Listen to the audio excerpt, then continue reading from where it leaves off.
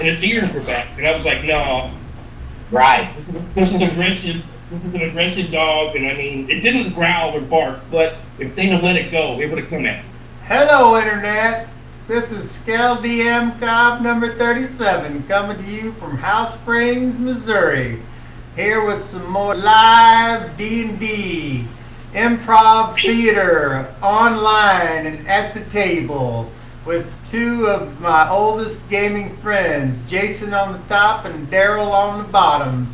Jason's doing his best Captain America imitation. All he needs is a shield. I see he's clean shaven, and that's all it takes. And Daryl, nothing? Alright. Boom. How's it going? So, first of all, I got some balls today. that's great. Second of all, let's wish Dan Brado a happy birthday today. Hey, Dan, I didn't know. Birthday, Dan. What are you, 17? Wherever Dan is now, may he have a good birthday. Although knowing Dan, he probably doesn't even know it's his birthday. He's working, and that's all he knows. Yes. He has 12-hour shifts, doesn't he? I'm not sure. Who the fuck knows, I think man? he doesn't work like 1-to-1 or something like that, which is pretty insane. I am hopeful. I'm in contact with a old friend from Archon that he might be. He says he wants to join. He's seeing if he is able. You know how that goes. Yeah. And I'm debating on whether I want to go to Archon this year with all the COVIDness that's going around. I wonder if you gentlemen have an opinion on large gatherings. I go to the store a lot. I don't do it very often. That's the largest gathering I go to. Let's start with Daryl. Daryl, would you go to Archon? No, No. I don't do a lot of large gatherings, not just because of COVID. I'm just a hermit by choice. And COVID doesn't help. There's a lot of people that are anti-vaccine still out there coughing on each other, so Yeah, I'll just stick with my wild woods existence. very good. And what about you, Jason? Would you go to Archon? Well, I had the chance to go to MegaCon here in Orlando, and I didn't do it. And MegaCon is huge. Sounds like it. Like the name is almost appropriate. It's always got gazillions of celebrities, and it's the biggest convention probably in the Southeast, I would imagine. Because it's like I said, it's chock full. And I only go on Sunday. I usually go on the last day because that's when I hit the vendor. You get a lot of bargains from the vendors on the last day, especially when they're cleaning up the meeting. I've gotten many a good, books and stuff like that. Cause I just go to look at the people, and I've met celebrities, and I talk to the comic book artists and stuff. But this year, no, I didn't go. All right. I'd like to go to Archon. I go to Archon now only because I haven't been in a million years. That's the only reason I would go.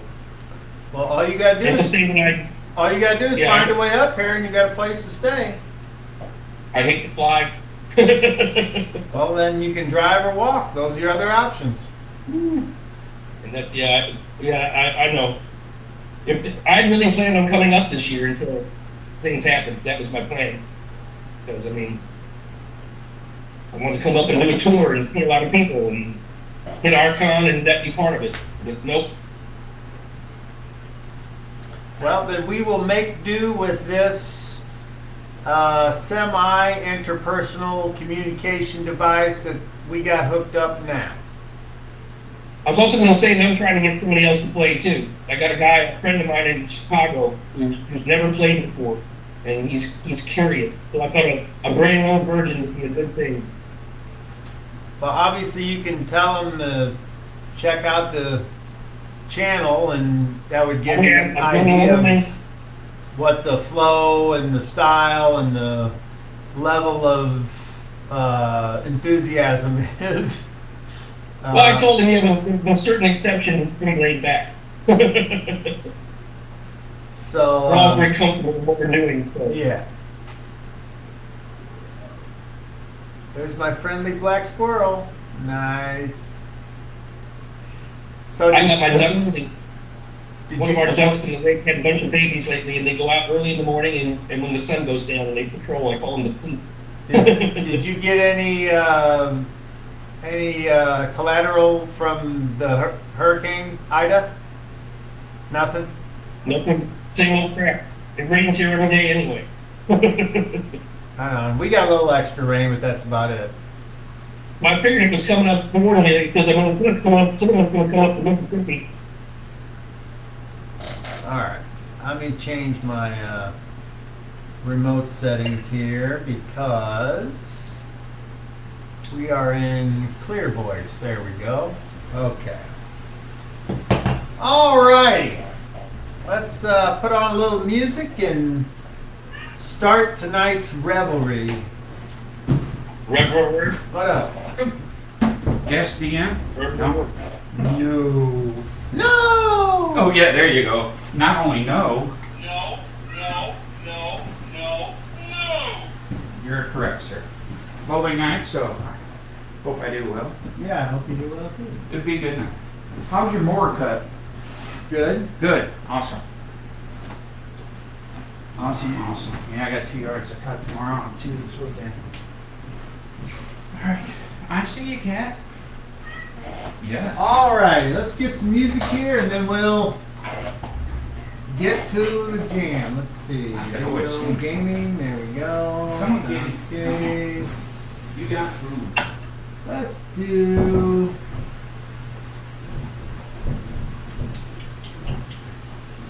You get something like googly eye. Oh. Yeah. I didn't know if it would show up the same way on your screen as it does on mine. When we first started, I could see your entire face and your head, and now I'm looking at your nose and your mouth. There he is. See, yeah, I guess it doesn't look the same to me as it does to you. I need to prop up higher, I guess. Oh well, you want to look that close at my nose? Go right ahead. On mine, I can see my gut and the top, over the top of my head. Yeah, I can see all of that. Uh-oh, looks like it's station identification. We'll be right back. Mhm. I remember when the TV used to go off. The stations would shut off and quit broadcasting. Kids these days don't. They're like, what? Yeah, I remember seeing the technical difficulties. It would be like a cartoon or something. Whoops, sorry. Yeah. Somebody pulled the plug.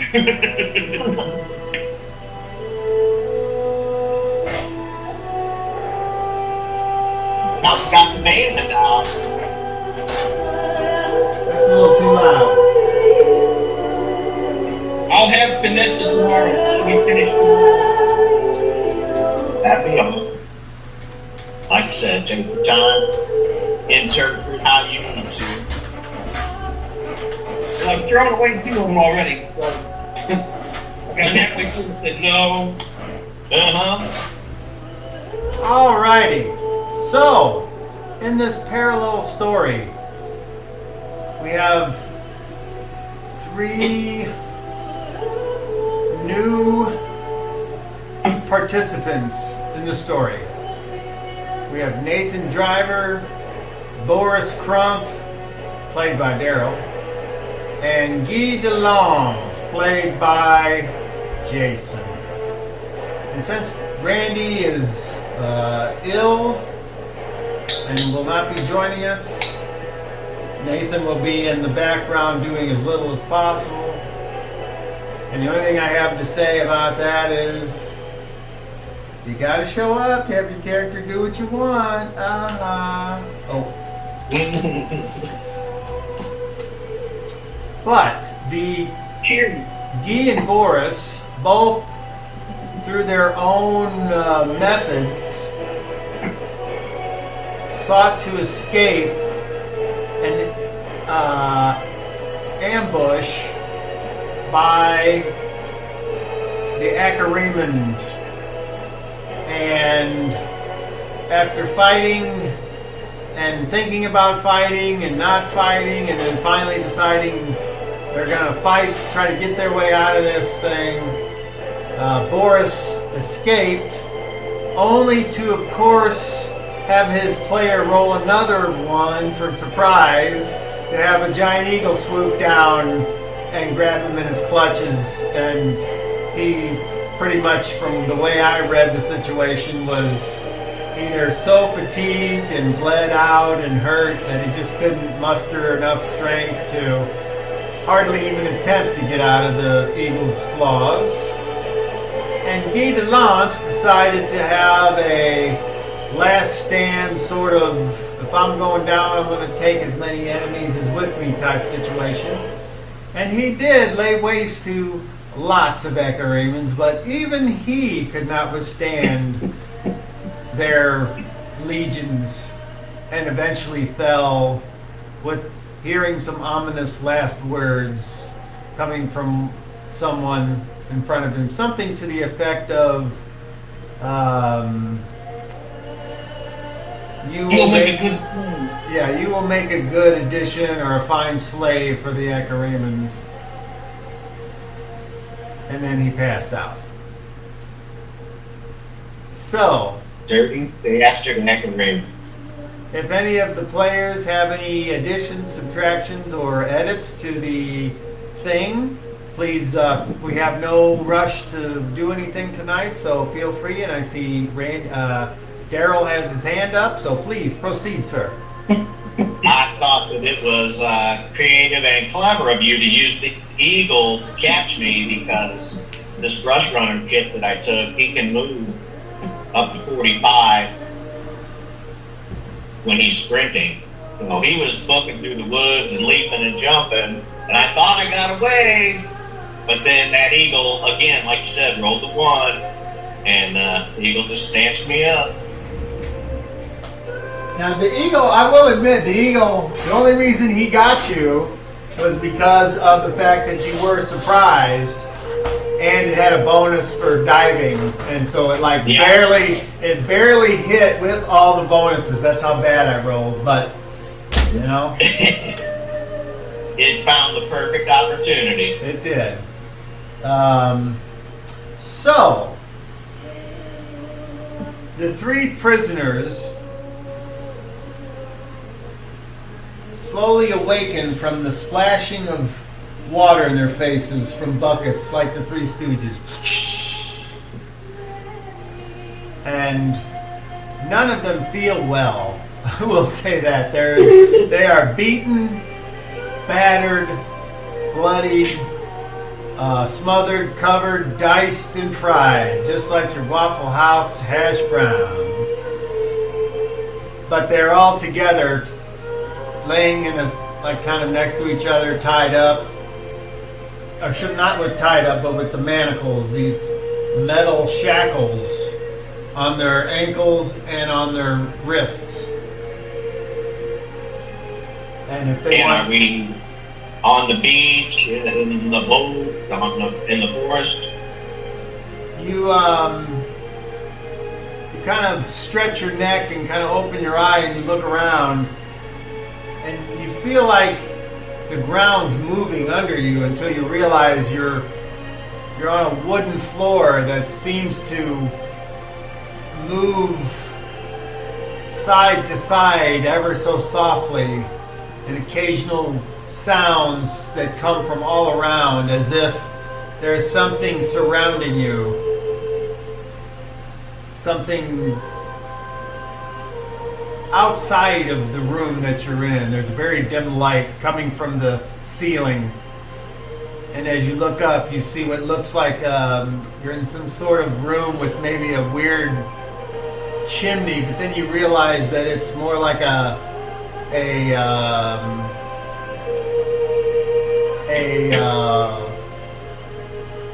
hatch or some type of opening that's covered with the roof that's kind of crisscrossed, so it lets some light in, but it's close together.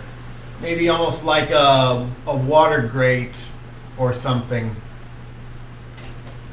And then you realize that your companions are around you, and if you want to take this time to have any kind of conversation, you can, or you can just remain quiet. I'm looking all about, both ways and up and down. And do you have look, infravision? No. Okay, so there's not a lot to see other than the light that's filtering in through the roof. I'm just craning my neck, and I'm peering around, and I can see E close to me, and I tell him, I need to find my sister. Your sister is the least of our problems now. As I struggle myself up. What about here, if any? Here. Paco! When you, as you look around in the darkness, you hear Paco. Yes, my lord. Did they hurt you? A little, but I didn't struggle, so I didn't give them a chance to get mad at me. Did I do good, sir? You did fine. I wasn't going to leave you. Don't think that. But I had to find a way out to effectively attack them, and I could not. They got real mad at us. I have a question. Just did we get beaten into submission, or was our damage like the real thing?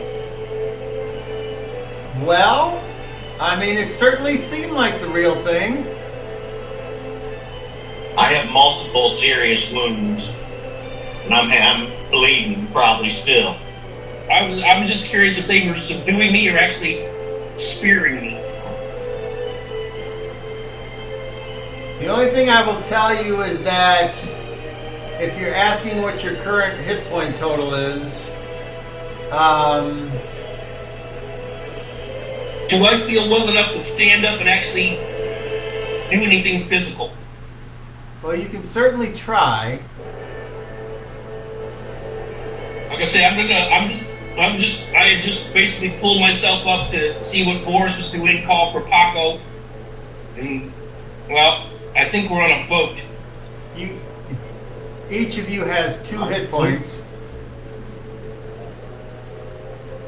at this time. My sister got taken on a boat too. These must be the same soldiers. Obviously. From the darkness you hear, "It's about time you got up, you slugs. You gave us more trouble than I think you're worth. But the Commandant said you're not to be harmed any more than you were. You're lucky. I'd just as soon chop you up and feed you to the fish. It's all you're good for, but apparently they think you're worth more by the way you fought back. And as for you, you lily-livered turncoat running through the forest away from us thinking you was better, you ain't shit when it comes to the totem animal. I hope you learned your lesson."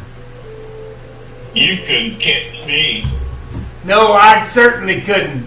But we got other things that we use, and you sure found out." Yeah, you found out, didn't you? That's all I've got to say about that. That was great.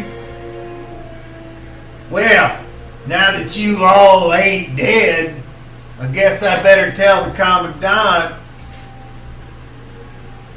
You hear in the darkness some boots scraping along a wooden floor and then going up stairs, and then all is quiet again, and Paco's like, "That guy is ignoble." Very much so. They're all ignoble. Slavers. Garbage. I'll try my best to keep us safe, Paco. They said Echo Raymond. Yes. What's that I've heard that mean? name before. What does that mean? Do you know, my lord? It's another country. Obviously an enemy to us. I've heard the name, but I was not familiar with them. But now I am, and I won't forget. What are we supposed to do against such overwhelming numbers? We have to wait and be patient, Paco. At this moment, I can do very little except endanger myself and the rest of us by doing anything rash. And I look at Boris, if I can see Boris, and I put my hand over towards him and said, look, keep calm. Don't go jumping around because all you're going to do is jump in the ocean and get us all killed. Can't do much with these shackles on.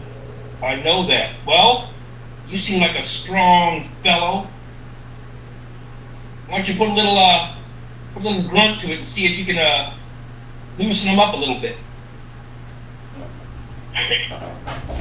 I don't want to break the chains, Cobb, because that's gonna lead to bad things when they see my chain is broken. But I am going to test the chains and use my strength to try and see if I think. Like I said, I want to see if they'll start to give and how well made they are. Do you understand what I'm trying to do? I do. So what I want you to do is roll your Ben Bar's lip gate percentile. Do you know what that number is? I just do. look at mine. I've got 25% chance here. Damn. 21! All right, so you start to feel them give, and then as you described to me, you stop before they give all the way. This chain has a weak link in it. I might be able to break free. I'm going to try to give a pull at mine. I'm going to probably be a little longer. All I right, have 15%. go ahead and roll. Nope. All right, so you struggle, and you apparently don't have the same workmanship on your chains as Boris had on his. Yours are I also recognize Boris as a big brute. steadfast. He's bigger than me. He's taller than me. All right. So, I mean, he's pretty tall. 6'2" is pretty tall for a knight. What are you, 6'4"? Yeah, Yeah, you're taller than me. he's just kind of grinning at the moment with the thought of maybe being able to break these free. Of course, next time I'll roll the 98. Be careful, Boris. Be quiet. I know. Good. Is there anyone else here? I can't see very far.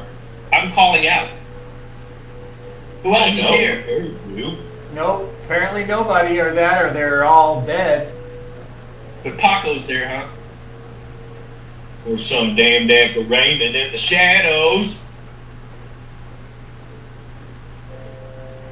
I'm hungry. Food!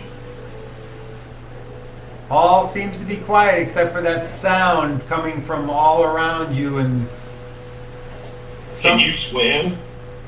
Yes. So Not if we fully armored, but I can swim. and I look at him and I want to see if he is fully armored. And am I wearing a loincloth? Am I stripped naked? What is my condition? the only thing, if you had any weapons, you don't have those, but you're still wearing whatever clothes. Okay. Yeah, my street clothes is what I got on. So yeah, I can swim. Paco, can you swim?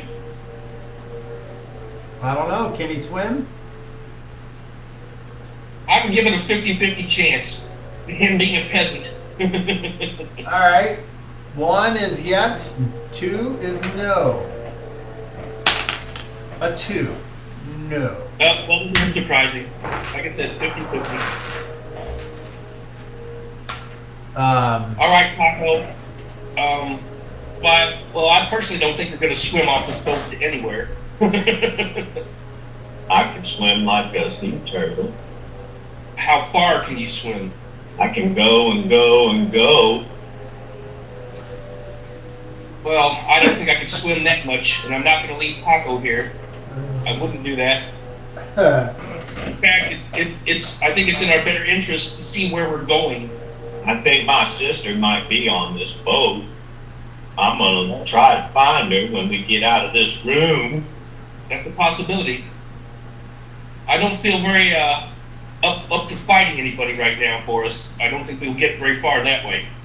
I heard all over. Yes, I do too. I wonder what happened to my horse. And he can pick me What up. happened to the horse? As you all were led away and carried, I was forced to take the horse with us. I don't know what happened after we made it to the beach. They It was alive. It was alive. They put us all on smaller boats and paddled back out to this big ship we're on now. I mean, this ship is really big, my lord. It's the biggest ship I've ever seen. It's bigger than 4 or 5 houses. I've heard of such ship.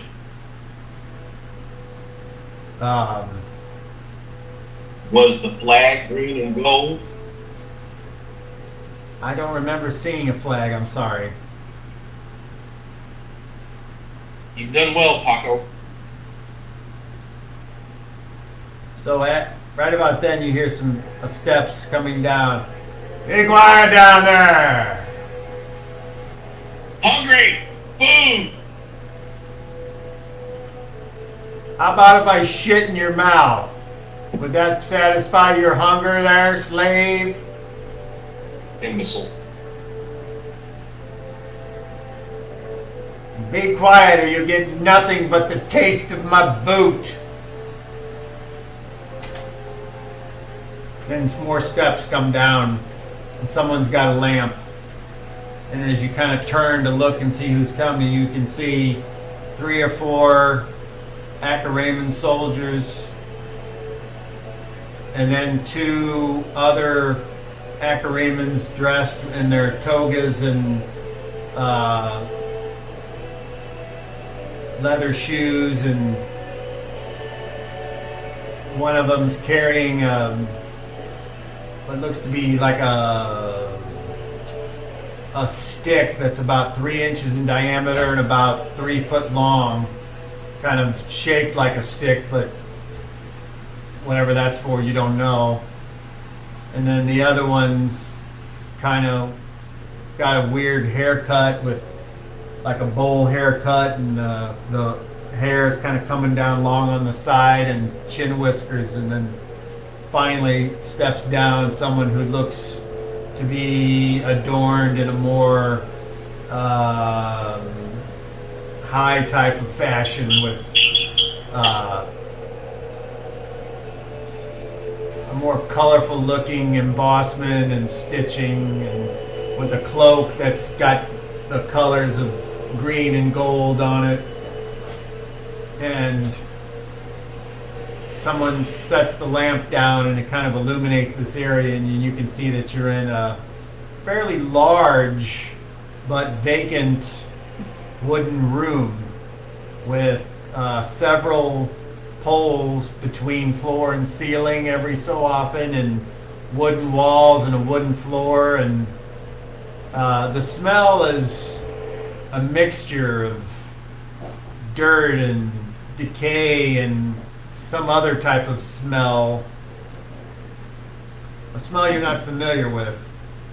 And as they walk over now on the floor creaks, and they tend to lean and use the poles that are between floor and ceiling to hold themselves steady until the one dressed in the more colorful clothes approaches, and he speaks, and the one with the bowl haircut and the chin whiskers says, and you recognize his voice as the one that spoke now to you as you were going to sleep there in your last stand.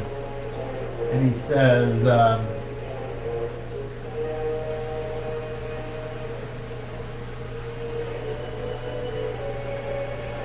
Senator Terminus would like you to know that he appreciates skills not normally seen or used by his legions.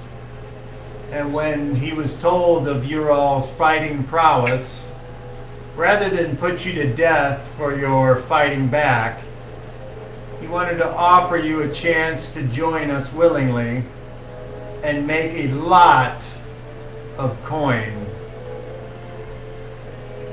In other words, in exchange for your skills and your loyalty, you will be made rich men, and you will be able to retire in any place of your choosing after a certain commission. Depends on what your feeling is on working for coin and what you're willing to do to get it. So, you there, the Eagle's Prey,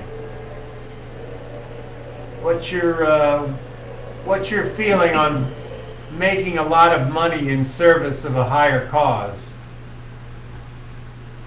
I don't use money where I'm from, but I want my sister. I want to find her, and I think you have her.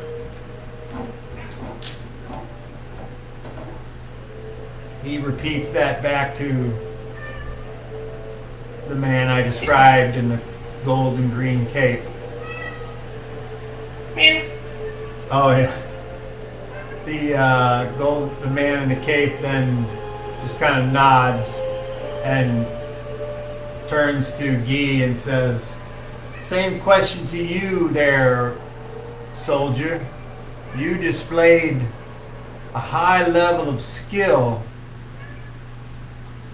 and the senator thinks that only through sheer numbers were you brought down, but if there were any less than our legion, you may have escaped.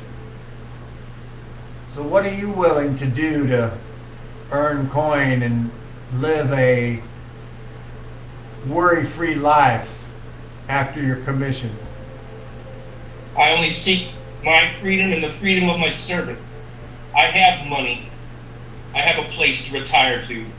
I am a noble, sir. I am no soldier. Oh, really? You would be glad to return me soon for an appropriate ransom rather than deal this out, because there's more of me, plenty more where I have come from. They will not lament my loss. My loss will have given them the information they require. But what duty would you have me do? Would you have me slay? I will not slay helpless people. I will not do that. Well, we're not in the business of killing. We're in the business of finding labor for our glorious purpose. And dead men cannot lift stone. I am a noble, sir. I'm a knight of checks. I serve the golden order of the flame. I am no slave.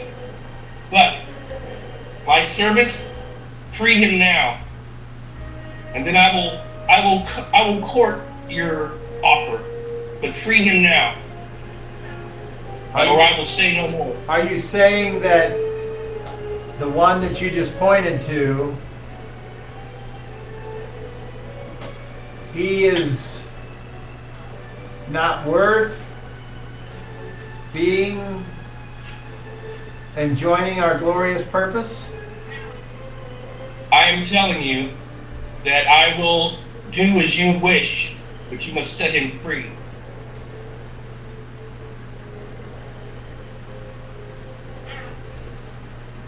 That's how I feel about my sister. If you will give her freedom, I will work. I'm strong. But before I say any more, I will ask Paco if he is what he would like to do. He is a free man. We're all free men. No matter how many chains you wrap around us, we are all free. And I will look at Paco and say, Paco, will you go with me, or do you wish to be free? And what does Paco say? Paco looks around, and he looks at me, and he says, I serve you, Lord. It is your wish that I follow. And I look at them and I say, all right, I'll do what you ask for now, but the price I ask is our freedom. Are you worth more to us alive as a slave, or are you worth more to us in the gold that we may get for you upon your safe return? I do not know what my master will do. I don't know if he would allow me to be ransomed or not. I think I have great value to anyone whose service I render. I think you've seen what I am capable of, and that's very little when you've seen what I am truly capable of. Well, I personally didn't see it. I can only go by what our Legion's stories say, and those stories are quite impressive. Quit. The DM has to pause and go wee wee. As will I. Well, hell, here I'm the one sitting here all by myself. Well, I'm going to, right now, I'd like to take this chance to let everyone know that it's all going to be all right.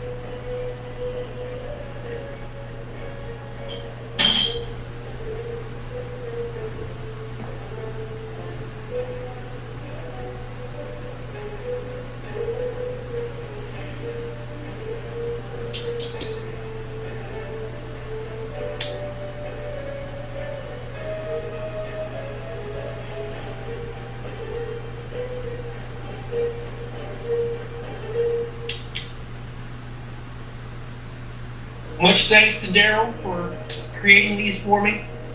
Just what I wanted. Some iron balls on a chain. I mean, you pull a knife on somebody, that's fairly intimidating. You pull these out on somebody, they're going to think twice.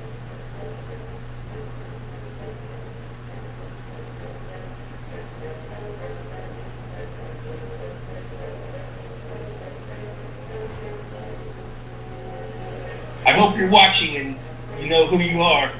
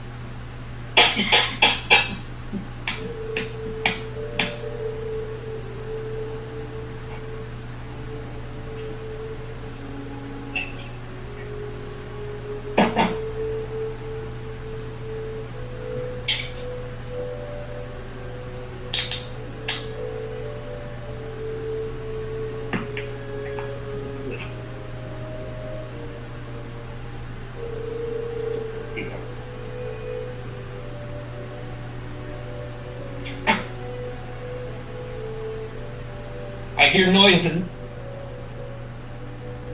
I'm scared. As they say, you're not afraid of being alone in the dark. You're afraid of not being alone in the dark.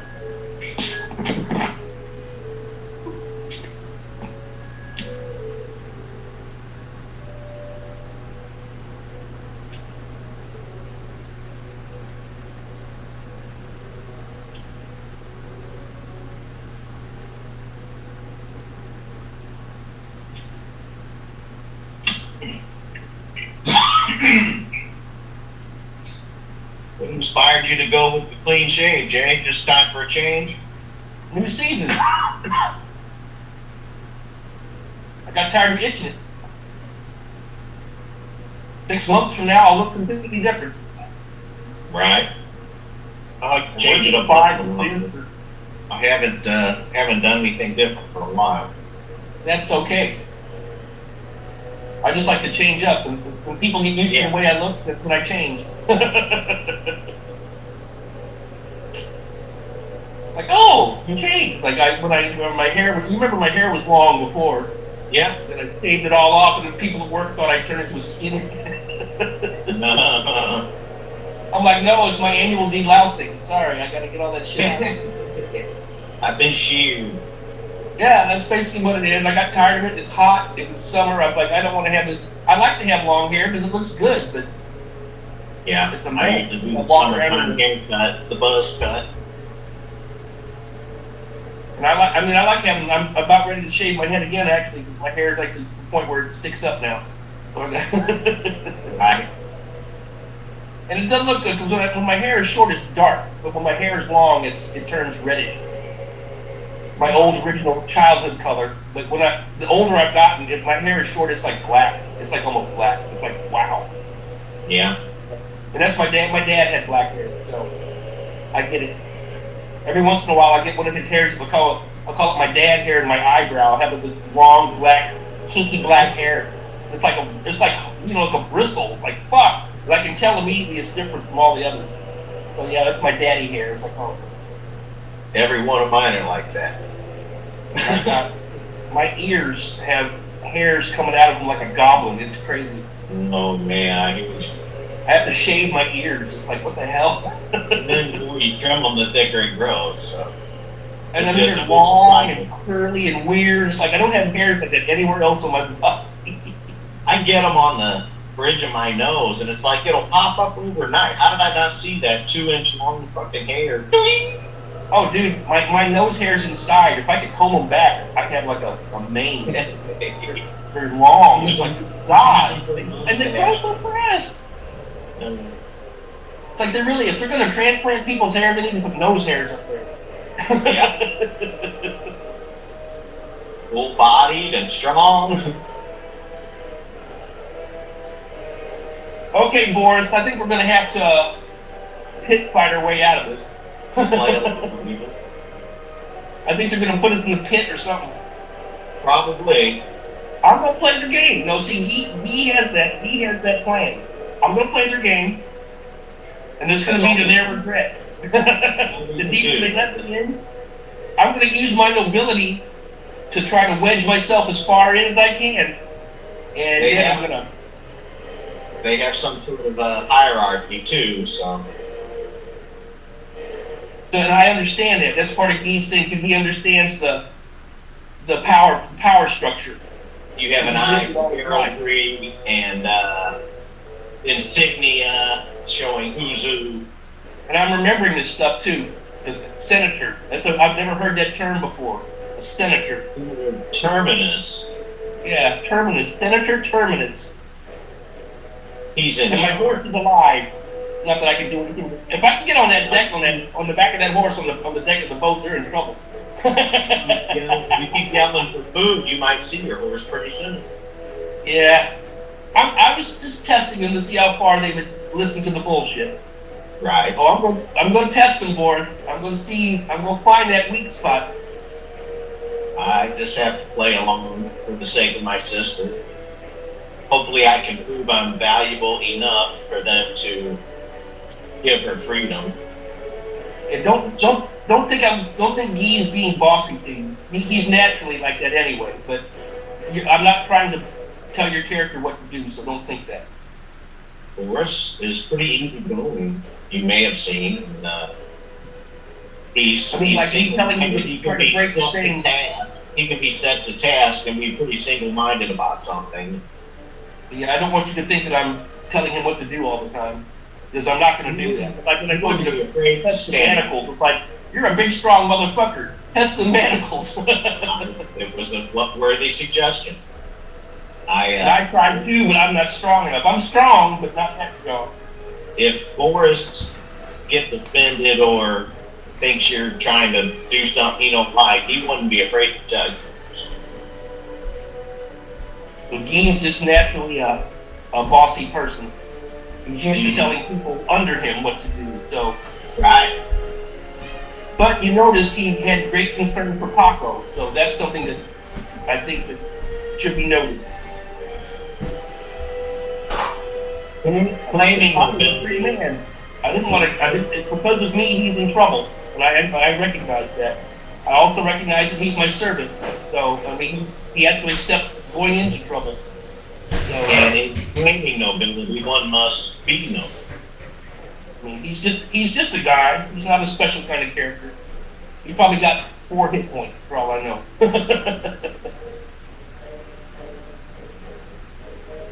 he's my groom. That's all he is. Poor sucker.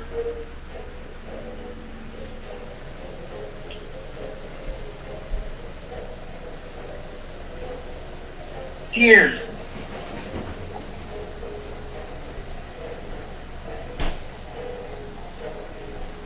I just hope we don't have to fight each other.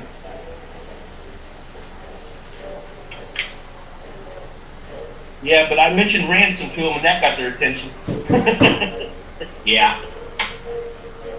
It's like, no, I'm not a slave, dude. I'm somebody that you ransom. It was definitely worth bringing up. They've already That's said fine. they're for gold, so. People have sat in ransom for years waiting to be ransomed. That's fine. Like I said, I don't know. My lord might throw me to the dogs, probably know. I'm where I'm supposed to be, regardless of what our situation is. Alrighty. We are back from our first break. I've been drinking so much water, I've been pissing every hour, but I have lost 30 pounds, so. Wow. 30 pounds over what period of time? Like, feels like a month. I hate that. As long as losing the weight doesn't make you feel dragged. It's taken me a few years to lose 30 pounds. The only thing it does is sometimes I forget to not drink water in the evening, so every fucking hour it's like, go back to bed. And so I gotta go to bed an hour early just to make up for the getting up all the fucking time, but oh well. I think you can work around that somehow. Well, I do take blood pressure medication, which removes the excess, so it's all connected, and I understand. I didn't set out to lose the weight; it just happened on my trip. It was like, what the fuck's going on?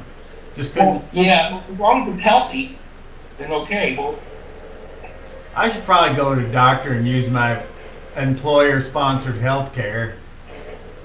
I mean, if I lost 30 pounds, I would be upset. Yeah, but you've always been thin, if I'm correct. Well, I weigh about 185 right now, so. Holy shit! I weighed that in 9th grade, motherfucker. You were always If I been could come chubby. back with that, I'd be alright. You were chubby back then. A healthy young man. But, alright, so. Most of my fat now is from beer. I'm That's my going, liquid bread. I'm going to ask the both of you the same question, and we'll start with Boris. Are you hoping that your words will influence this person's decision about you? Yeah. And what would you like the decision to be? I'm hoping that he'll offer my sister's freedom for me to join their cause. Okay. I want you to roll a charisma check, please. At disadvantage. Oh, great. I'm already -2 because of the gash in my face.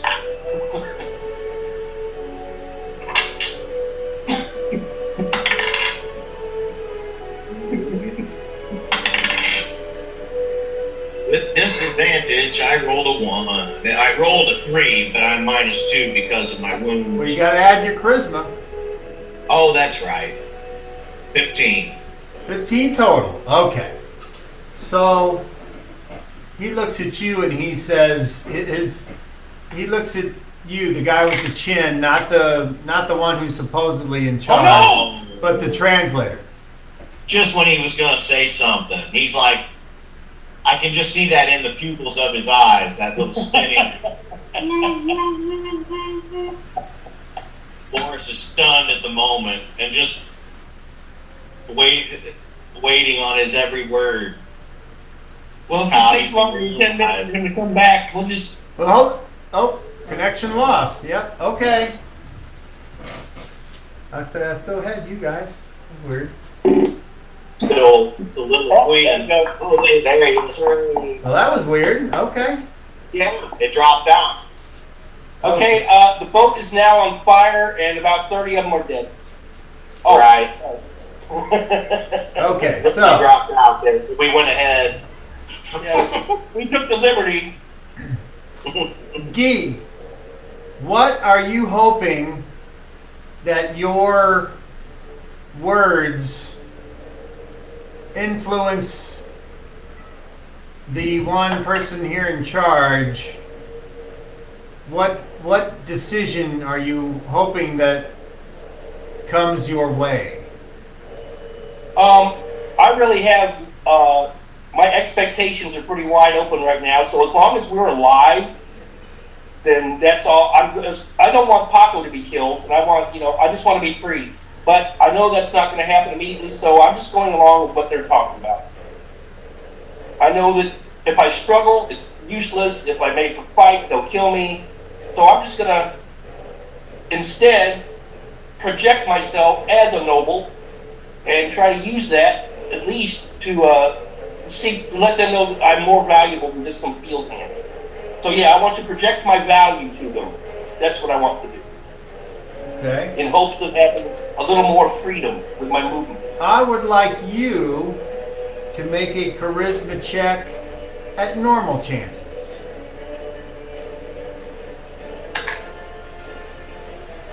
21. 21, barely a success. Okay, so Yeah, I rolled a 6. there's a consultation briefly between the interpreter and the senator. And the senator points to Boris and says a few words. And then he points to Guy and says a few words. So the interpreter turns around and he says, "Unfortunately for you," talking to Boris, "there are no women on this ship. Women don't tend to survive the long journey, and they are a burden for crossing the ocean when they cannot." Then why would you take them? Sometimes it's the spoils of victory. I don't know if your sister was particularly attractive. Sometimes they are taken for concubines or for powerful institutions. Normally they are released back into their own tribes to make more, hopefully, future sons.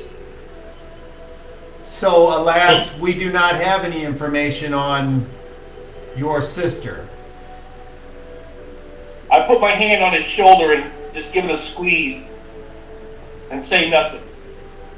As for you, supposed nobleman, the senator sees potential if what you say is true, and it's not like we're going to take the time to verify it, then there is room for you in our society. Because even though you are a lower form of life, there are those that can rise, shall we say, in our culture. And this goes for you as well, as he looks back to Boris. Even though your sister is of no consequence to us, you certainly could, with loyalty and victory, gain your freedom. It is not unheard of for the lowliest scrapper in the pits of Targoth to work his way up the ladder, success by success, and gain their freedom. There is rumor, in fact, of one in these lands that has done so. I don't suppose either of you have heard the name Caduceus. I don't know that name. He is wise to lay low if he is aware of what we are doing here. But that is a name for another time. So in situations like this, when we can't necessarily verify anything about your stories, we have another way that has proven to show your worth. I speak no lie. Lies? No. To prove to us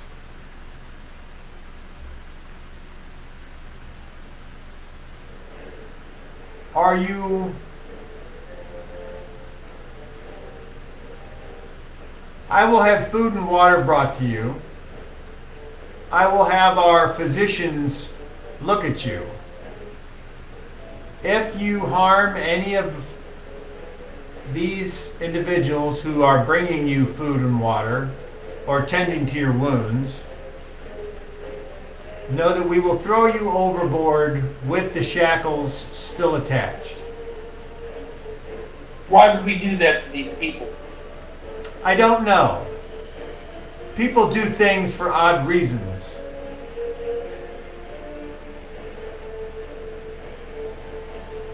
Anyway, and then we shall revisit you in a couple days, and if you've regained your strength and vigor, we will move on to our next, what's the word that you all use? Next engagement? I think that's the proper term.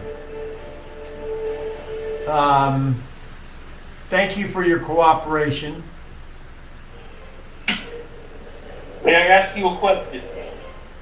Is it for me or the senator? Whoever of you can answer. The senator is truly the only one you should be discussing things with. I will ask then if any of you know, is my horse alive? He turns and briefly says something, and the senator just nods in agreement. And the man says, well, perfectly good horse. That would be a waste to just kill that outright, unless it had traits of biting or not being able to be used by a proper horseman. Your horse should be fine. It is my steed, and with it I can do great deeds for you. I can teach others as well. Well, for the time being, you should consider all your possessions not your own. Well, I'm standing here in shackles, how else could I think? But I believe that you are men of merit and some degree of logic, and so I will leave it at that.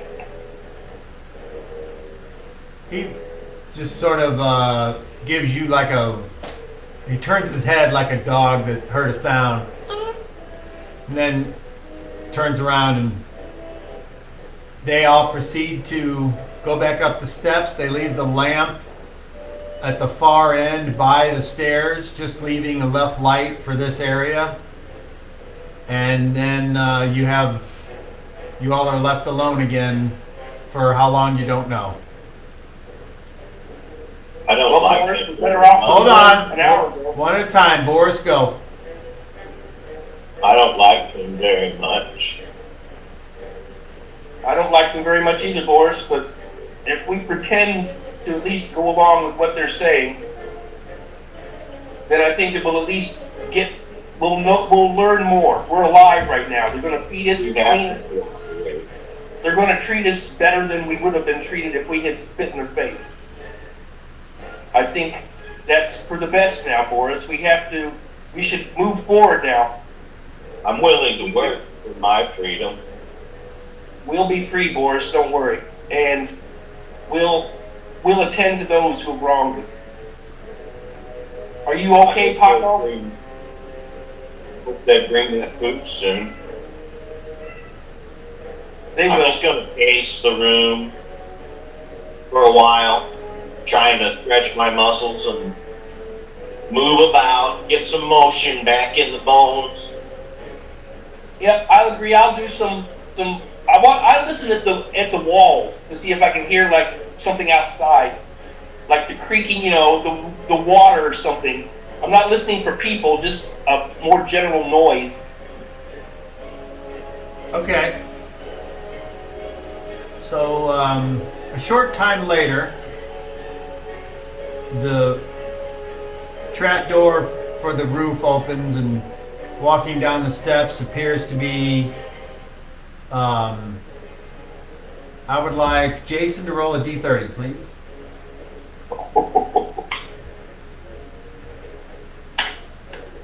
A 6. Okay. That's my number today. Appears to be either servants or soldiers functioning in that capacity. And they have hearty food such as bread and cheese and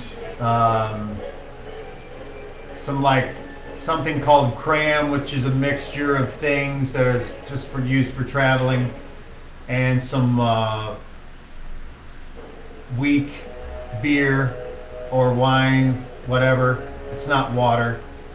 And you are given wooden cups and wooden plate with the stuff on it, and you're handed it. It's handed to you, and they step back and wait patiently as if you consume or do something else with the food and the drink. Thank you. And I eat. Yeah. I'll eat. I'll make sure that Paco eats. Stuff is brought for him too. Okay. All right, And I will eat heartily and I'll drink all the wine. yeah, the food is bland, but it's not terrible. It does take a second, but you do start to feel much better. And they provide and make sure you're aware that there's buckets for elimination. And you eat, and then they walk over and retrieve the plates and the cups, and they leave. And the other guy comes down as they're walking up the steps, and he says, the senator has decided to put out what he terms a shit test. And that is, he's going to leave the lamp there, and if the lamp is there, come the next time you are interacted with, then you will have passed the first shit test. If it is knocked down or used to start some type of fire, know that you will have failed. And if your goal is to set the ship on fire, understand that, well, we'll know very quickly, and we're prepared to not only put out the fire, but unfortunately remove you. So, anyway.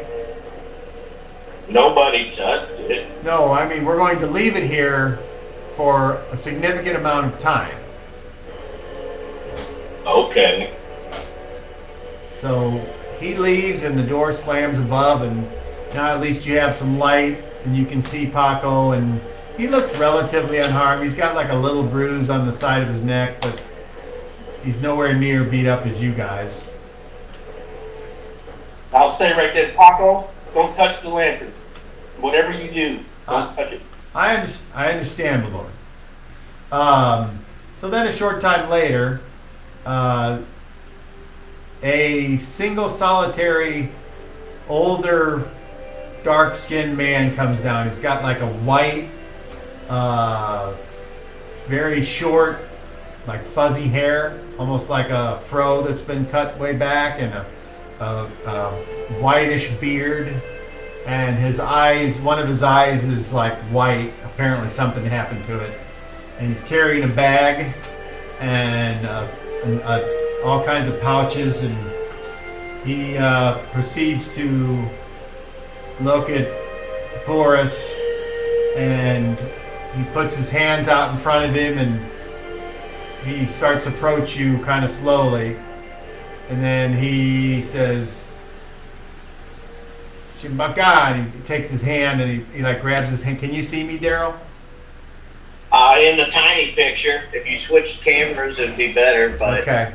Yeah, we don't need the board right now. Boris keeps his hands down, and he just he points to he turns and shows the guy his back, where he's got a serious wound on his left shoulder, and in the middle of his back, he took a hard hit, and then on top of his head on the left, he's got a serious cut. Okay, so this person proceeds to examine you, and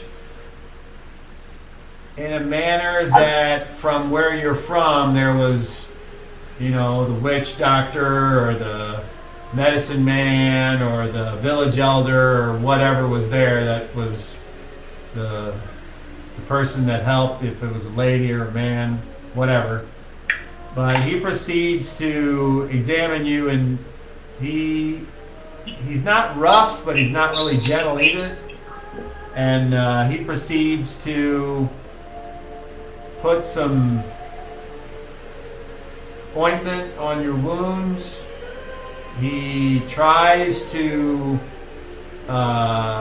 lessen the effect of the serious wounds. You didn't take any critical wounds, I don't think, did you? I think I got 2 serious. Yeah. Okay. Boris maintains a stooped posture in a very unthreatening manner, and if the guy's short, he'll even kneel to accommodate him looking at him. Okay. So your first serious wound is what? My left shoulder. Okay, so with 2 natural 20s and a 5, he double exploded. And what that means is he takes his arm and his hand, and he takes your shoulder, and he somehow starts to press, and you're like, ah, and then you hear a loud pop. And then you're like, oh. And your shoulder all of a sudden feels way, way better. And that serious wound is removed. Woo! Thank you very much.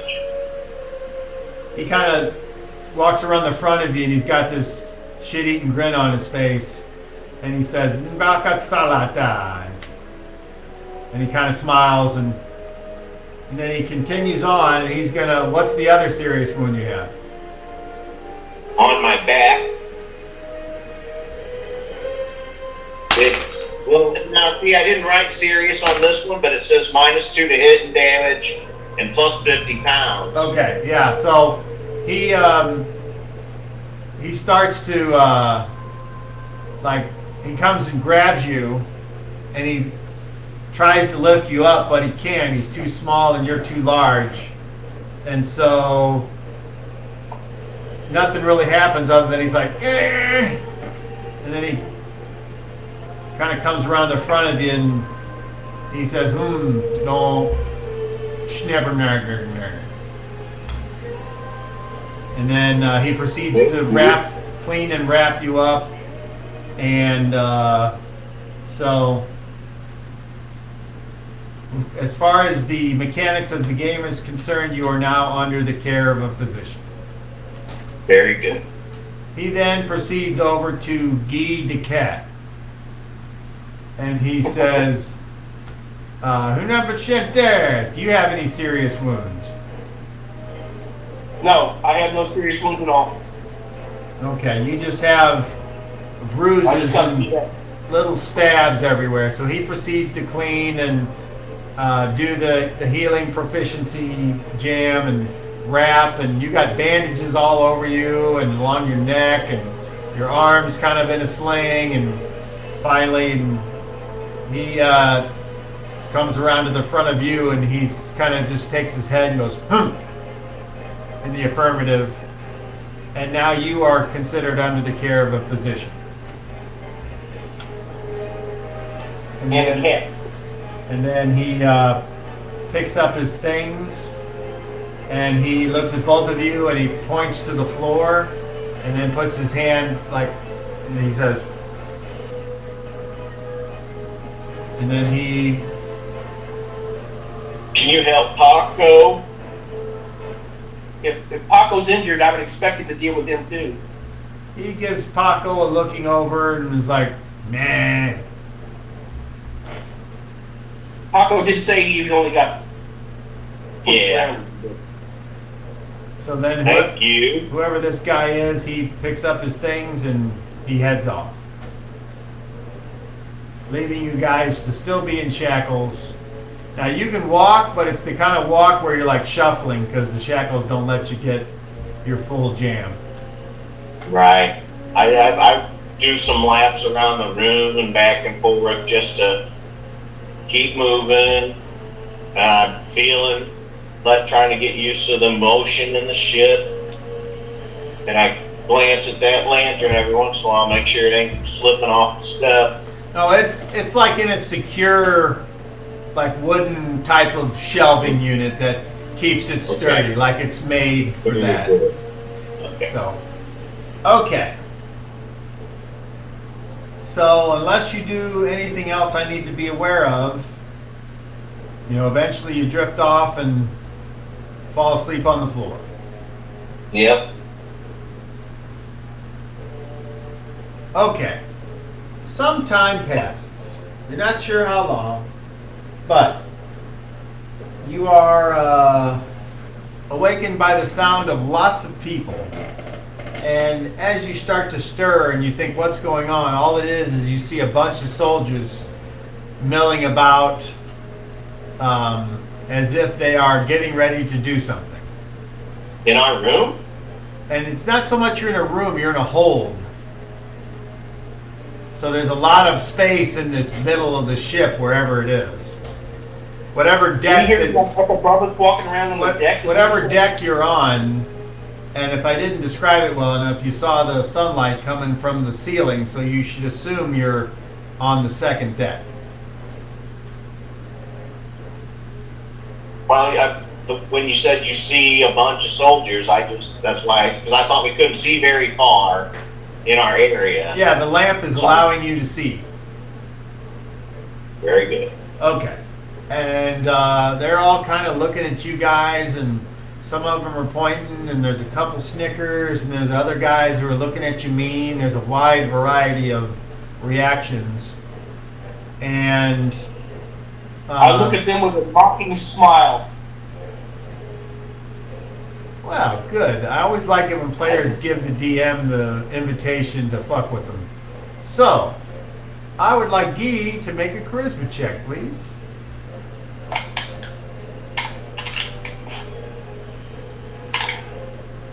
$29. Okay. They just continue to look, and then after a while, there's about 10 of them. They proceed to go up the steps.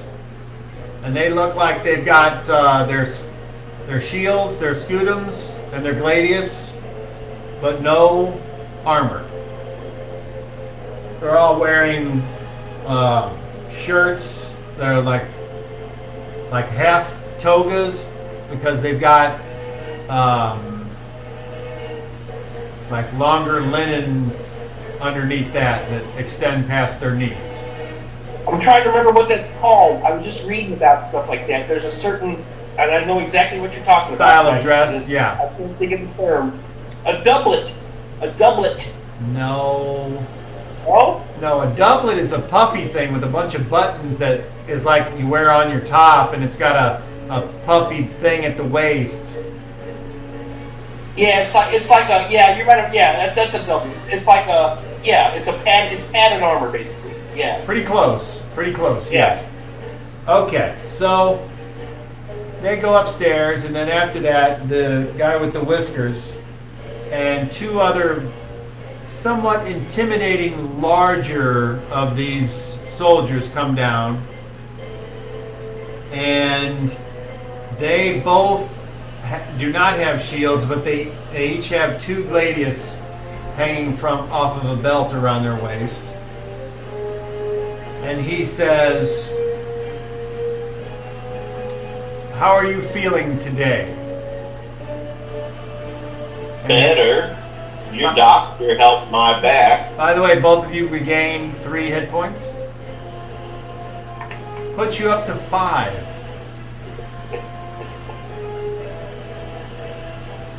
My head still hurts. Congratulations on not tampering with the lamp.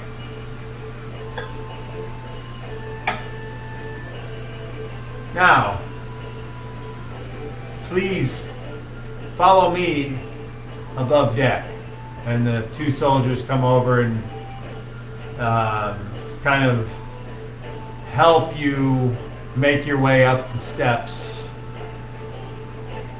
I trudge, shuffling along.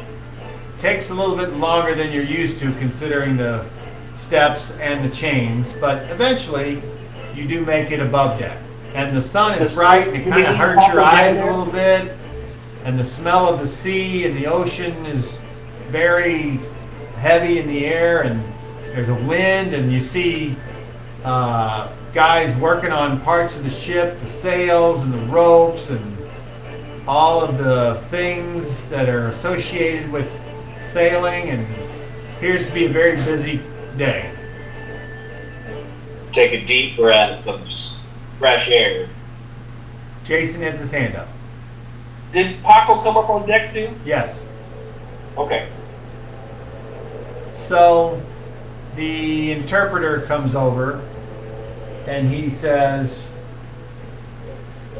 "So today we're going to find out a little bit about what you bring or what you offer us in return for your lives. And the first thing we'd like to do is see how you do in hand-to-hand combat. So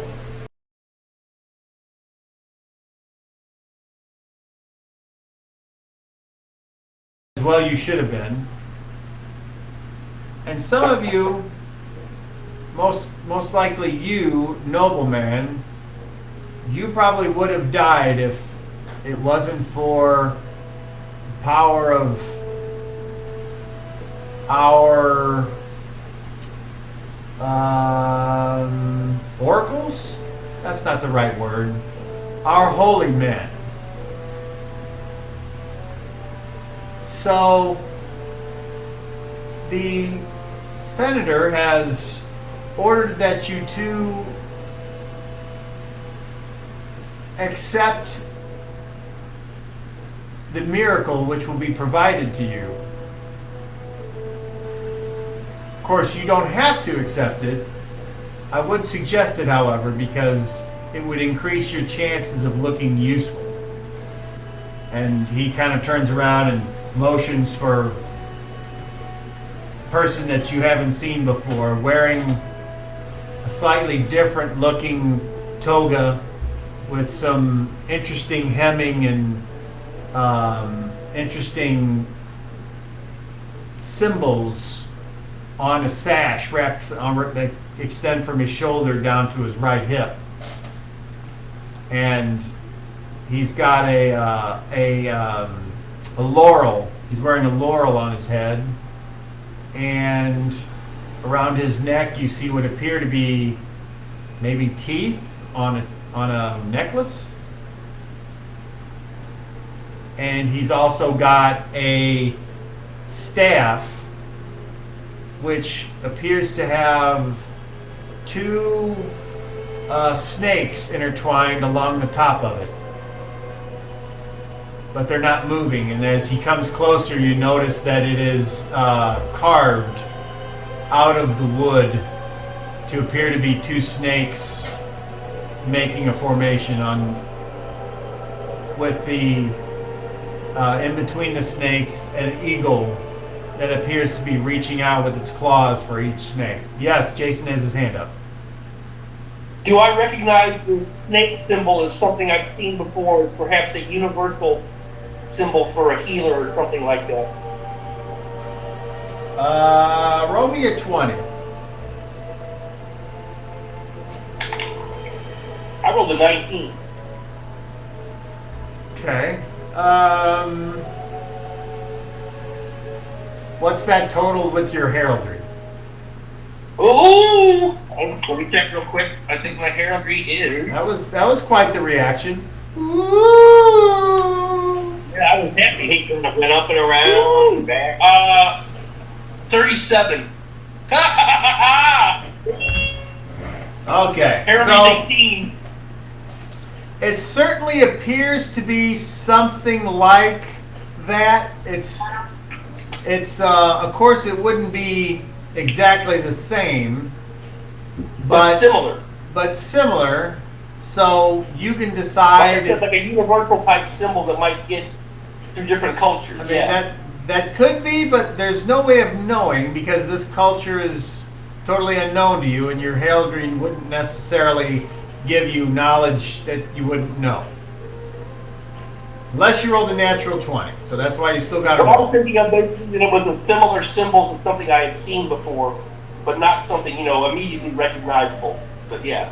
So, Like if I've seen other healers in the past, because I mean, that the way you're describing it, that almost looks like a double healing.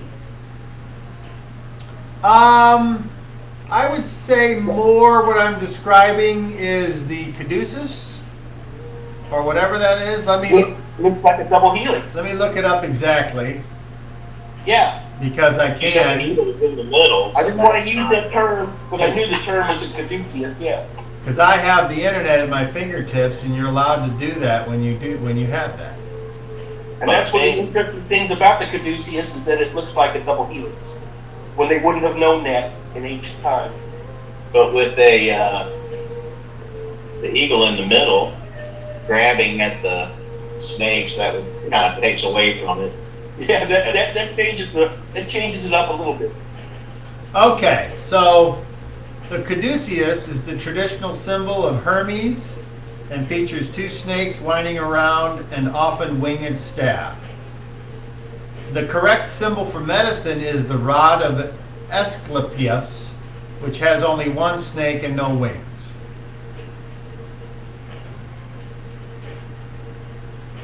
But the caduceus, I mean, you think of that as like, the So- healing symbol. If you look up Caduceus in Wikipedia, they got a picture here. So it's kind of like just shows like wings coming from behind the staff. But what I've done is I've said that there's an eagle there Yeah, that's like reaching out as the snakes go up. So I get that. Yeah, I like that though. that's what I'm trying to get across. And That's aggressive men. if Jason would like to draw that at some point, that would be appreciated. I could do that. Okay, but nevertheless, he walks over to Jason. I'm sorry, to Guy. And he speaks in a language you don't understand, Got it. but you feel as if there is a presence suddenly with you here on this ship. The wind picks up. The sail that is partly unfurled, the middle mast, starts to flap above you. And the guys are like, as they're trying to grab it because they're working on it. And the wind flips up everyone's hair. And from out of nowhere, there's like a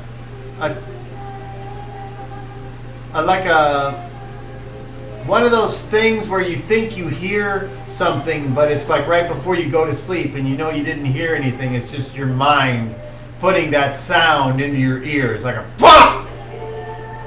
And as you look and he touches you with this staff,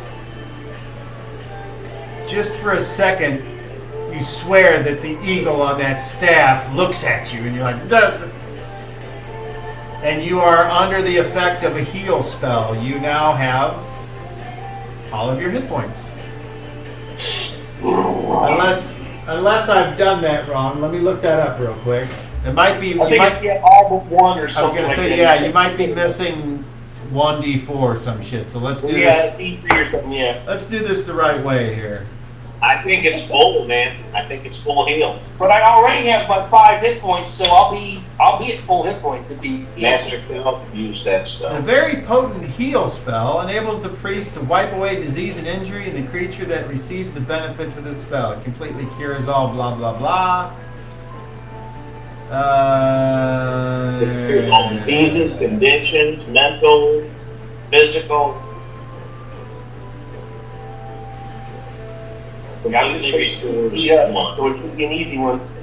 Okay, so apparently heal does all the hit points, and the reverse harm takes them all away except for a d4. That's right. So that's kind of weird. But that's Well, what it doesn't let you kill somebody. that's what it says, and I'm okay with it.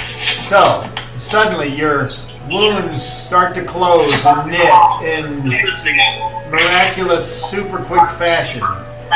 Hey, what are you doing? You just jibbed the Jones. I'm here. Yeah, but there's an echo. Oh, I don't know why. Well, it just happened when you went off a visual. Hang on. So whatever that is, I know you're probably shitting. Why don't you just put it on Give me mute? 5 seconds. Put it on mute, shit boy. Okay. So, after doing that and seeing the revitalization of Guy Delance happen in front of your eyes, Boris, he turns to you next. And he does the same thing. Wow. And the same effect, the BLANK happens in your ears.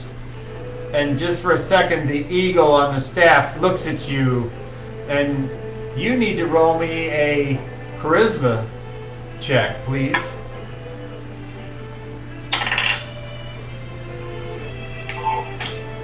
D7. 27. Oh, okay. So you have the feeling of like a deja vu where the eagle surprised you and suddenly the claws were around you, but your mind is like pushes back against the fright of that time, and you remain composed as the spell takes effect, and you are healed of all wounds and injuries. Thank you. Yeah, if anything, I would just nod to the man, but I'm not going to thank him. He then turns around and bows to the interpreter and walks away. The interpreter says, "Behold, the power of the Caduceus. our god Hermes of speed and wit has graced you with his boon. And this speaks well of you. Now, and all the soldiers that are on deck, they all form a big circle around you too. And immediately you're like, oh fuck, you know what's coming. Or do you? And the soldiers all kind of, some of them are grinning, some of them are frowning, some of them are very happy. There's like one guy that's all, I don't know what the fuck he's doing. Jason has his hand up. Is there a bigger one of them amongst them that's bigger than the rest? There's the two intimidating large ones that escorted you up. Are they part of this laughing and smiling and... They don't seem like they're about laughing and smiling. They seem like they're all business. These are like the Jason Statham of the fucking Romans, so... All right. Well, among the laughers and gigglers and goofers, I'm going to look for the ugliest one. Is there one that's uglier than Oh the yeah, other he's ones? the one that's his teeth have been knocked out, and he's like, good, good, good, good. I point at him and say, you scumbag. You first. He just keeps laughing. And matter of fact, as you point and look at him, he's like, good, good, good, good, good, good, good, good. He thinks you're hilarious. And as you pick up your finger and point, the chains, the shackles clank against each other. He's like, good, good, good, good. So the interpreter comes over with one of the larger gentlemen, and he says, you two are going to entertain us, and you're going to fight each other, and if we think that you are pulling your punches or attempting to not defeat the other, you will be punished. Do you understand what we're asking you to do? We're not asking you to kill each other. Fight this barbarian? We're asking, yes, I am. With your fists until one of you is incapacitated. With my hand? With your hands or your feet or your face or whatever you currently have with you right now. And what you're wearing is a shirt and shoes and pants and your short clothes, and that's it. I'm wearing my shoes, a loincloth, and a wolf skin. Are we to fight Manacle? No. Hold your... Boy, you're in a hurry, aren't you, noble man? But before this little entertainment exercise can continue, I need to know your names. Let's start with you, noble man. By what are you called? I am Sir Guy de Lance. That's all you need to know. That is all we need to know. And what have you... And he's looking at Boris. My name's Boris Crump. Boris. Very well. Boris. He does. The DM is laughing. This guy isn't. He hasn't seen the movie. Did you ever see Men in Black 3? No. Just Boris. Yeah, the roach. Boris the animal. All right. Just Boris. So he turns and he speaks in a different language to all of the men, while the large, intimidating fellow with the two gladiuses in his hanging off his belt proceeds to unlock your shackles, first on your feet and then on your hands. And he takes them with him as he backs into the circle. And by then, the interpreter has finished talking. And you can see the snickers and the smilers and the serious and the bored are all there watching. And then the interpreter points to a spot on the deck. And Boris, you notice that the spot he points to has like a little burned indentation into the planks, as if this spot has maybe been used for something else before. And then he walks over to another spot on the flanking of the deck, and he tells Guy to stand there. And you all are 10 feet distance from each other. And you have a wide area on the deck of a ship, which I will get as soon as I find it. I do this with great reluctance, Boris. Hi! I do not do this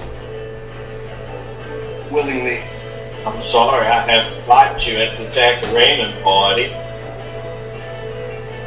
I don't want to fight you, Boris, and in fact, I think that I'll let you club me into the ground. It's not my place to do this. It's below me. To use my hand. I don't want to either, but we have to show them. Let's show them then, Boris. All right. Remember this. Whatever injury I do to you, it is not with malice. I understand. And I accept that from you. He stands with his fist at the ready. He isn't used to fighting like this. He isn't used to doing the hand fight. He considers this the lowest of the low. So let's see. Where did I put Guy and Boris? Yeah. There's not much nobility in a fist fight, is it? It's like a barroom brawl for him. We'll use this. Animals fight like this. We'll use this for Guy for now, and this is the top. And I can put the camera down on the ship here. Okay. I'm gonna bruise my knuckles. What the hell? What are you doing? No! I'm above this. Not anymore. All right, so Well, there's the truth of it. we shall use. These fools weren't such cowards. They send out their champions to fight both of us. I'm looking for a big barbarian type here for Boris. And I gotta piss again. Hold on. I think I'm gonna challenge these buggers. We shouldn't have to fight each other. I think we can take the best of what they've got, hand to hand. I don't even know how to fight hand to hand, and I think we can take the best of what they got hand to hand. I'm confident. I'm proud. They want me to fight them. Let me fight them. I'll prove I'm more valuable than their best. Peasants. It's a loyalty thing. That's why they want us to fight each other. Whatever harm I do to you, remember, it's not intent. I don't wish it upon you, and I will try my best not to harm you. I will do what I have to, but I don't want to fight you, but I will. I'll give you this. If you can choke me out, do it. As quick as you can. I'll try. Let them miss. They're listening, so if you're saying this, they can hear you planning. So we're 10 feet apart. They're around Sure, us. let them hear me talking, because I'm going to still come at you like a rhino. You got to do it. In your plan. I think, let them hear that we're smarter than they are. I think they underestimate us seriously. That's why they're testing us out, I guess. Test me, I killed 20 of them. I don't think I killed any of them. Oh no, I cut one down with my I bagged a spear. couple of them, and I just waded into them. Yeah. I I had to lean on my strength. Speed.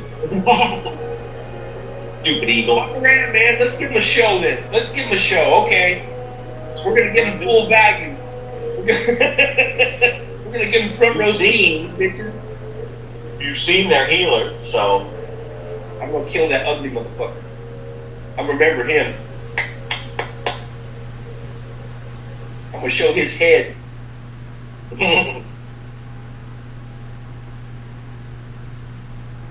He's patient. He knows that he's stuck. He's not dumb. Right. That's all we can do, right? Mud would have tried to fight his way out until they just tied him up with chains and put him in a box. I did that. I tried that first, and I see where it got me. So now I'm trying another strategy.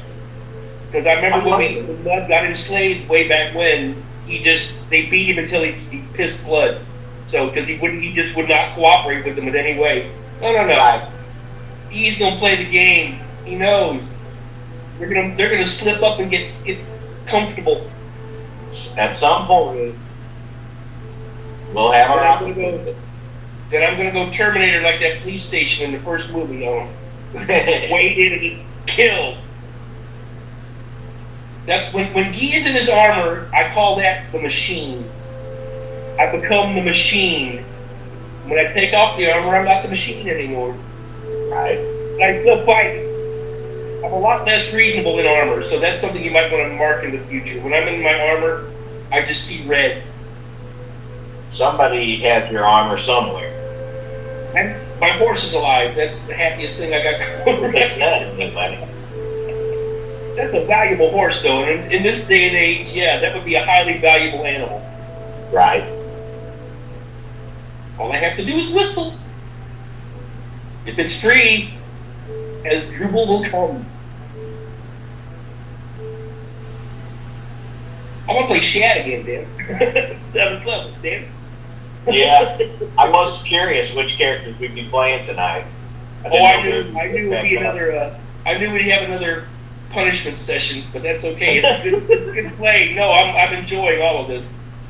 With Randy being ill, I hope he gets better soon. But yeah, I don't even know when he's sick. I figured it might be I don't even want to dare guess. I had a friend the other day who went to the hospital on Facebook, and he's like, I just got out. It's like, what happened? He's like, oh, it's a rotator cuff. Quiet down. Got what? He had a rotator cuff messed up, and everybody's like, are you okay? You're dying of COVID. It's like, no, I had a rotator cuff. It's all right. I wouldn't want to go to the hospital for anything right now. Even if I was sick with something, I wouldn't go to the hospital. That's the last place I would go. It's a tough call. I'll die in my bed first. There are stories of that happening. Wendell died in his bed. Who? Wendell. Oh, did he? He died of the flu. And this was right before COVID hit. 2 years ago in November. Uh-huh. I talked to John about it. He was a regular. They played poker all the time. He was a regular. And then one day he said he called him and said, I don't feel so good, so I won't be playing this week. And he was dead. Man. And all the years I knew Wendell, I don't remember him ever being sick. Right. It was sudden. And when I found out about it was crazy. It was weird. And I truly think that, and here's the thing. He did a lot of mail order stuff, and he got a lot of crap from China. And it's quite likely that he got something right fresh out the gate. Yeah, very likely. When I worked for a company down here where we got a lot of stuff from China, and I had to help in the warehouse sometimes. I got a weird rash from fucking Chinese dust, is what I call it. Yeah. Back when we partied, he'd like to holler, Wuhan! Fucking junk dealer. Okay.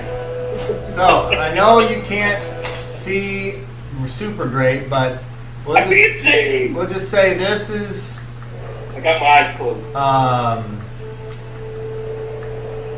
This is Guy because this figure is looks like a dandy. And we'll say this one is Boris because he's got this half shirt on and he's like, so, alright. So, Are you ready to fight? As I was watching Wrestling at the Chase last night, I have my maneuvers picked out now. And even though I don't have the figures out, there's guys that are all along, you know. Now this right here, this is the crow's nest, so there is a pole there. The main mast. And but other than that, this whole area is all open to be. And then there's guys on the steps, so you can't run up there. And then up above on this, which you can't see, but it's these steps here. So there's like somebody up there. You can see the senator and several other guards, and that's where the interpreter goes, and then the healer's up there, and the other guy with the weird stick looking thing. Alright, so the big dude that he grabs a whip from somewhere, and he goes kapla, pow, and he cracks that whip. And so I would like, I'm not going to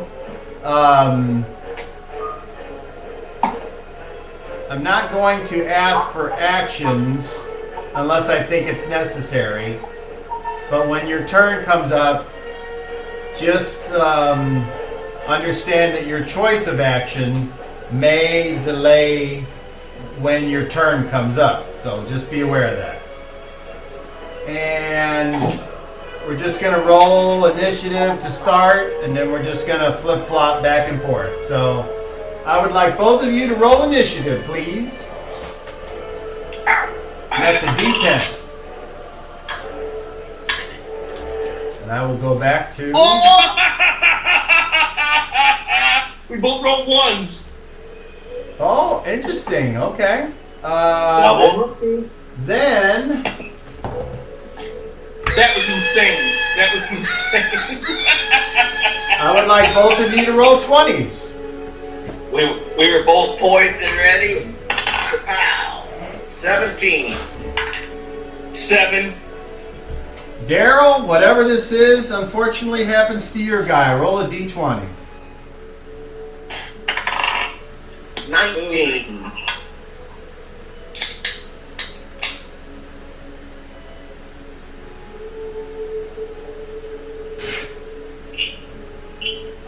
Fucking whale snot on the deck made me slip. Roll a D6.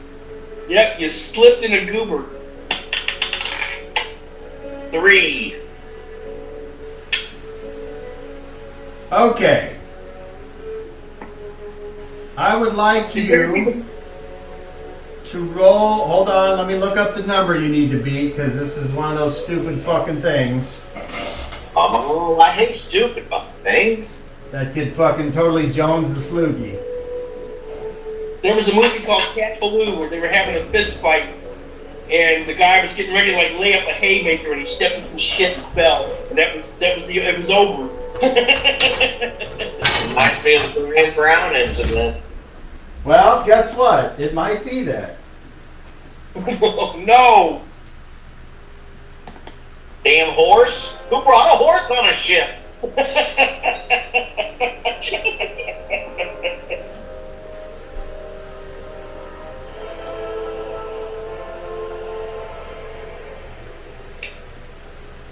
These are the brave.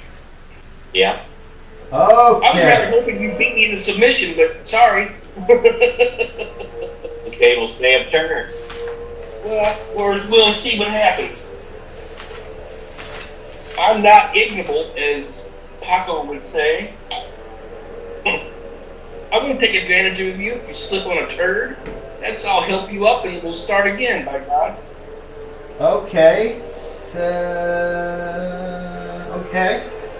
Okay. Well, there's a good shot at it. No, there's not a good shot at it. Okay. Okay. Boris, roll a saving throw versus crushing blow. Okay. And I will tell you, you need to roll. Do you have a hit point adjustment on your constitution? I do. Add that to your roll, please. And I don't have crushing blow on my No. sheet. Would that be paralyzation? Just tell me what you got. Paralyzation, rod, poison, No. staff, death magic, wand, No. petrification. You tell me what your total is. You're rolling a d20 plus that number on your hit point adjustment. Okay. 21! Holy shit! Okay, so that's good for you because this was a badass motherfucker. So you go and you go to move, right? And just I rush in. It's exactly what I said. just as you said, there must have been a little moisture on the deck, and your fucking ankle goes crank! Oh, fuck! But you don't fall down, but you were this close to fucking breaking your leg right away. This close. But you made the saving throw, so therefore, no damage. Now, since both of you can't really go at the same time because that means everything's simultaneous and I don't want to do that, I would like the both of you to roll initiative again. I dare say, if he fell down like that in front of me, then I would have an advantage. over Yeah, him, but that's all figured in. Go ahead. Roll d10s, please. 7. I rolled a 10. Okay, so Boris goes first. So, Boris charges in and does what? After I shriek, I attempt to bull rush and grab onto him. So you're going for a hold? Yes, I am. I'm grappling, I think is the right term. So the first thing you do is you try to enter his square. So you're rolling to hit an armor class of Gi without armor. The only thing that applies is dexterity. So Gi. My armor class is 5, I'm pretty sure. Let's double check. Exacto melee is that. So I hit an armor class of 2. Oh, hit me. God. I want to clarify. Are my serious wounds still affecting me? No. Okay, so the healing took care of all that. Fantastic. So just for the record, Gi, your armor class is what? 7. Okay. And Boris, what's your armor class? Well, 7. okay. All right. So the first thing that happens is you did move into the square, so now you have a chance to grapple him. So you both roll to hit.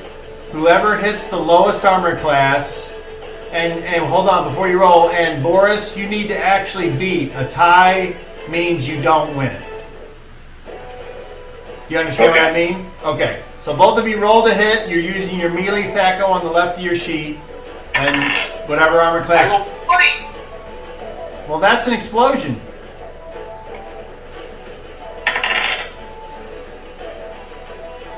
A 19. What does that hit? Armor class of negative 8. Okay. No, So I'm sorry.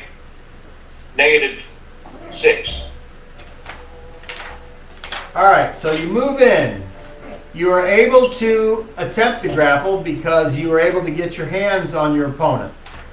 Then I'm guessing that Guy did not hit an armor class lower than I hit -1. Boris. Well, Boris I with hit -1. Boris with a 21. What did that hit? Negative 13 would be 0, negative 7. Okay. So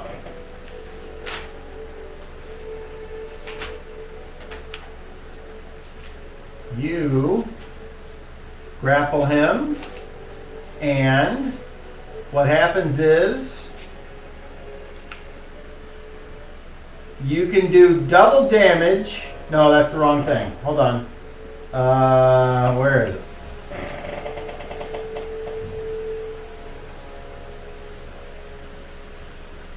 Okay. With a serious hit, the defender automatically scores a lock on the attacker. So, now you came in, and you get to choose what kind of lock that you want.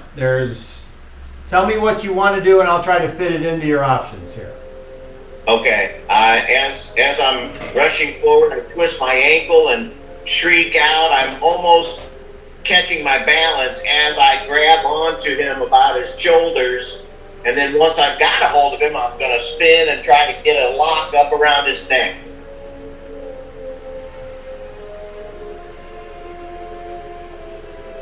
Okay, I'm gonna say that is called a press. The attacker squeezes or twists some part of the victim's body, inflicting damage. Very good. The victim remains in the attacker's grasp and suffers 1d6 plus 1 points of damage. So roll a d6. Add 1 to that. 5. And then add whatever your strength modifier would be to that. 8 points total. Okay, so Guy, take 8 points of damage as you have Boris pressing your neck and head. Yes, go ahead. I'm attempting to do non-lethal damage here. Well, it's all non-lethal because it's brawling. Okay, good deal. And just so we're clear on that, because we have the time to actually go through this without having a rush, because we only got 2 guys. So, Been hogging the game, man. okay. Only 1/4 of any damage inflicted in brawling combat is normal. Divide the damage from each attack by 4 and round down. The result is the normal damage from the attack. All remaining damage is temporary. So if you took 8, was it? Yeah. Yep, so So be then- 2 action. 2 actual and 6 temporary. Yep. If a single attack inflicts less than 4 points of damage, it is all temporary. And temporary damage automatically heals at the rate of 1 point per round, no matter what the injured character does. It is helpful to keep track of temporary damage separately. It's like getting hit in the ball. You got to sit down for a while. Characters reduced to their It'll take you out of battle. characters reduced to their negative Constitution score, hit points by temporary damage or a combination of temporary and normal damage are still dead. Characters reduced to between 0 and that number recover 1 temporary damage point each round instead of losing, but remain unconscious for the 2d6 full turns or until healed. Normal damage takes precedence over temporary damage if a character has suffered enough normal damage to reduce his hit points below 0. He loses 1 hit point each round and regains no temporary damage. The attacker in an unarmed combat can opt not to inflict damage. This is called pulling the punch, though it applies to all forms of unarmed combat. The attack may still generate special effects such as knockouts, knockdowns, holds, locks, and pins, but inflicts no damage. So, if you're wanting to not inflict damage, you'll have to obviously let me know whenever the successful thing happens. But unless someone says so, we will just go with the normal thing that I just read, which is 1/4. Are we good? Yep. Alright, so now it is Guy's turn. So you are in a lock. And what that means is, when a character is eligible to make an attack, or no, hold on. The attack, blah, blah, blah. Okay. A defender who begins an action phase in another character's grasp, such as now, cannot move. The only combat action he can take is an attack with a small or natural weapon, pummeling or wrestling. And these attacks must be directed at the opponent grappling the character. Attacks with small weapons and pummeling attacks suffer a -2. Wrestling does not. Natural and armed attacks are not possible if the character's original facing would not allow them. For example, a fighter who makes a wrestling attack from one of a lion's rear squares could not be subjected to the lion's claws attacks, though the lion could turn its head to bite. Can I try to break his block? That's all I want to know. Yes, if the defender scores a serious hit, just like the attacker did on you, you can opt to inflict double damage and perhaps roll for a special effect according to the rules, or force the attacker to release you. If the defender scores a knockdown with a pummeling or weapon attack, you break free. And if the defender makes a wrestling attack, you do the opposed roll without having to get into the same square because you're already there. And if both attacks fail, there's no change. If the defender wins, the attacker suffers a D2 points of damage plus the strength, and the defender's position improves 1 place. So right now you're locked, Guy, because he got that good roll. But 1 step back from that is just a hold. And if the defender wins with a good enough roll to score the serious wound, you can score a lock on him and choose a lock result. The defender now controls the wrestling sequences and is treated as the attacker in subsequent phases. If the attacker wins the opposed roll, there is no change in the status. If the attacker wins with a good enough roll to score a serious, the attacker automatically achieves a lock, just like we did. Okay, so Guy, what would you like to do? Break his block. Okay, so I need both of you to do opposed attack rolls. Whoever hits the lowest attack roll or lowest armor class wins. I hit a 3. I don't know what that I hit was. armor class -3. Okay, was that a natural 20? No. Okay. My tackle is much better than that. Yeah. Okay, I so rolled an 18. 18 is what I got. you move from lock to hold.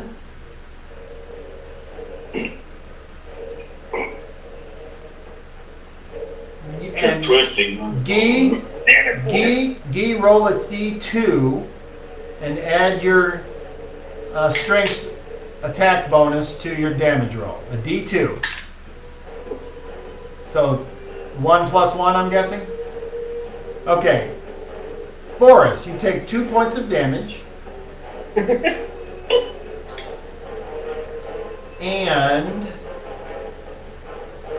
let me check to see about the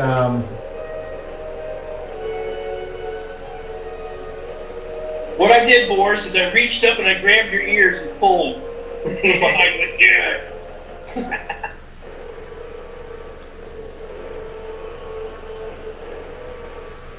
I'm not trying to hurt you, man.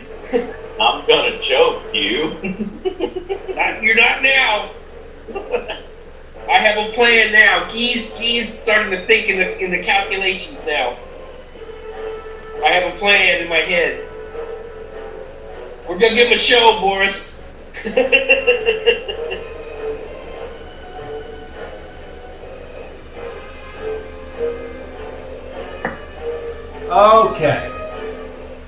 Okay, so yeah, you guys are on the ground wrestling. So, okay, so does anyone On the have ground? another? Yeah, because you're wrestling. You're not doing the Abe Lincoln wrestling. You're doing the on the ground jujitsu.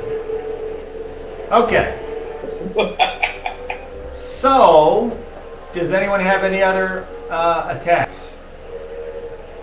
Just, or are you both just able to do one wrestling attack around? None of you are high enough That's level all to I'm make 2 doing. attacks? Okay.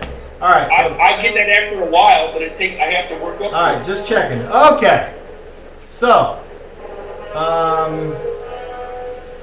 you know what? Fuck it. Initiative, both of you. Let's do it. I like the chance of weird monkey action.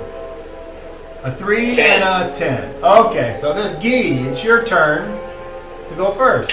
Are you what are you doing? So we're both pretty much equal right now, right? Well, no, he's still got you in a lock or a hold. He's still controlling the thing. I didn't. Okay, but I'm not as bad as I was before, though. Correct. Okay. Let me go. Let me stand up. None of this scrabbling in the dirt. Stand up. And I try to get away from him. So you're gonna try. Stand up. Okay, you're gonna try to break free again. Okay, both of you once again make opposed attack rolls. Whoever hits the lowest armor class wins. I'm gonna choke you. I won. Oh no! I didn't roll much better, but I got a 4, which hits an armor class of 8. No, 13 for 9. I rolled a 1, man. You got me. Okay, so first of all, natural 1 that implodes. I roll again. Roll a d30 versus your level check. With advantage. No, I know. D30 minus my level. no, a d30 plus your level, and you need to get a total of 31. Plus my level, I got 33. Okay, then you suffer no. 27. Yeah, you. 27. That's perfect. You suffer no additional effects from your natural 1. Okay, and now we move. And since you didn't win the thing, there's no change in status. Boris, it's your turn. What are you going to do? I'm attempting to improve my chokehold. Okay, both of you make opposed attack rolls again, same way. Whoever hits the lowest armor class wins. Can I be applying my strength bonus? No, that's figured into your number already on the left of your sheet. Okay. I hit a number class of 2. I hit -1. Okay, you are unable to improve as you guys are now on the ground, like definitely wrestling. Okay. If you want to say anything, you can, because you're right there. I'm not going to penalize you for that. But be aware that you are being watched, and there's like murmuring from the guys as, like in an MMA fight, when there's a lot of ground fighting, the crowd starts to get restless. So these guys, we hear one of them go, and another one's like, da, da, da. Okay. So, next round, roll initiative. 9. I rolled a 9. Oh no! I need both of you to roll 20s.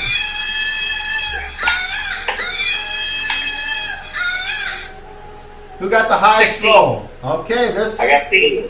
this happens to you. Guy, roll a d20. 16 again. Really? Okay. Well, this makes sense. So, as you guys are down on the ground, Paco decides he's going to get involved because you got reinforcements. So Paco's like seeing his guy on the ground. He loses. He's like and he tries to break through. So I would like Paco and one of the guards to make opposed strength rolls. Oh yeah. No, sorry, Paco. 45. Yeah, no. Paco just kind of makes them feeble. Right, and they just kind of block him in his tracks, and he's like, he's reaching out. He's all fucking Paco and shit.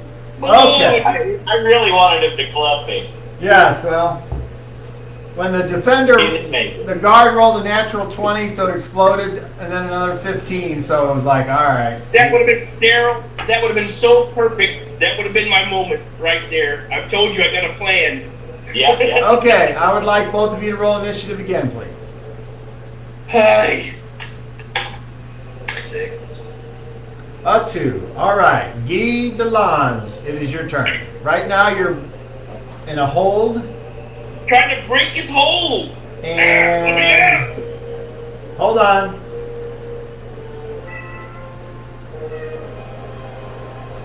Bling. Hitting on the keys.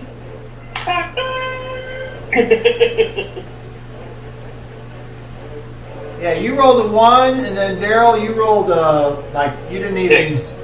What armor class did that hit, if I may ask? Oh, we rolled initiative, dude. I know, but Yeah. I need to see if. What is a. Oh, you don't remember probably what you rolled. Like a 3 for your last attack or some shit like that? It was a 4. So what armor class did that hit? Like a 12 or something? You said 9. 9. And so, okay, even that failed. Okay, so you don't get to do any damage. Okay. Hey, man. So now, I think, Yeah, I didn't get any kind of improvement. who won initiative just now? Jason. Okay, Gee. you're up. You're still held. What are you I'm going to breaking do? his, trying to break it. You're trying to break free. Okay, both of you make opposed attack I rolls, got please. you. Both of you make opposed rolls. Same thing. Whoever hits the lowest armor class. 0. I hit a 7. All right, so as Damn it. the wrestling takes place, Guy, you're able to use your foot and kick off of Boris, and both of you are now in the squares threatening each other. I stand Stand up. Damn it. And Let me know if I can talk at the end of the round. hold on. Yeah, you can talk. I'm just trying to see if there's anything about getting back up. Yeah, I'd say we both stand back up, and I don't try to grapple with him anymore. I try to stand up after I break free. That's all I'm trying to do. And I say, stand up, damn it. He breaks free, and I do stand up, and now it's mine. Are you happy now, all of you? Is this what you wanted to see? We're worth more than any of you. Any of you. Why don't you let us face you instead of this debacle? All right. So on Guy's turn, he breaks the hold and stands up because it's in simultaneous movement with the action. And then it comes to Boris's turn. He stands up and does what? I'm gonna swing it Yes. at he. All right, you're gonna try a pummel. Oh. That is make a pummeling attack. Here, damn it. The character makes an attack roll against the defender's armor class. So whatever your armor class is, you gotta hit it, Boris. Or whatever. I hit it. Whatever. Okay, 2. That's a hit. So with that is a small soft object, your bare hand. You inflict a D2 plus your strength on damage. 4 points. And now you both make opposed strength rolls to see if the defender is knocked down. Ooh. So you're adding your strength to your die roll. 23. Highest number wins. 22. Okay, so you are not knocked down, Guy.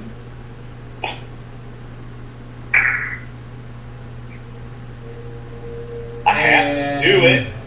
Okay, and that is the end of the round unless, yeah, that's it. So, we now enter round 3. I would like you to roll initiative, please. 1. All right. Boris, you're first. Another punch. Another punch, all right. Armor class is 6. Wow. That is a hit, a D2 plus your strength, please.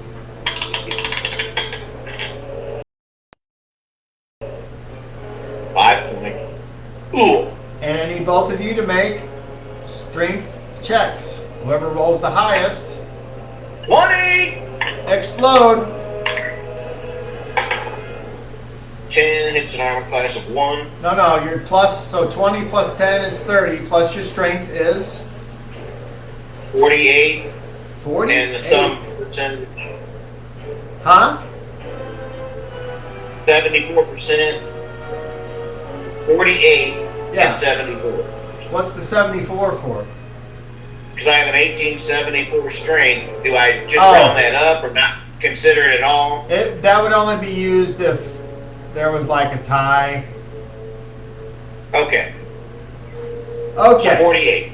So, with I knew you were a your brute. explosion, you connect with a solid punch, like an uppercut to the chin. Whack, whack! Catching him, making him off balance. Normally, he would just fall and be done with it. But, with such an explosion, there's a chance that you take damage from falling damage. So, make a saving throw versus paralyzation, please. Boom! Me or him? Gee. Yeah, that's what I said. Not you, sir. I made it by one. Okay, so you do not take extra damage from the super uppercut landing flat on your back. You manage to land and kind of avoid. Well, yeah, I was in the middle of haranguing the crowd. He's like, Awesome. Okay, we now go to Gee. So do you stand up? I stand up. Okay. Hey, wait a minute. Do I look around just real quick? Is that ugly guy anywhere around me? Roll me a level check. We'll see. D30 Yeah. plus my level. Yeah, this is for luck. Plus my level 22. Okay, no. Apparently he's kind of off to the side, off to the left here by the pole. All right. Well, I stand up and rub my throat and shake my head. And what are you doing? If I get an attack, I'll take it. Well, yeah, it's your turn. What kind of attack you want to take? I backhand him right across the face. Okay, you're doing a pummel. So make an attack roll versus Boris's armor class. I hit armor class 3. Hits. Okay, that's a D2 plus your strength bonus. Take 3, you bugger. And now you both make opposed strength checks again. Oh no. My total's 20. 32. Okay, so because the attacker did not do a successful strength, there's no knockdown no matter what the defender rolls.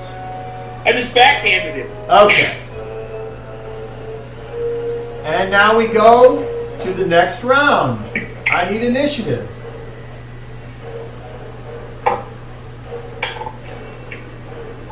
Eight. I got a 10. Boris, you're up. What kind of attack are you doing? I'm gonna get him in a fist. All right. I'm gonna swing. I'm pummeling. Roll an attack. That hits an armor class of 6.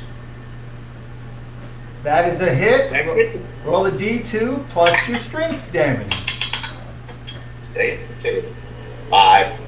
5 points, and both of you make opposed strength rolls. 28. 27. Okay, you are knocked down in the square. Doo-doo.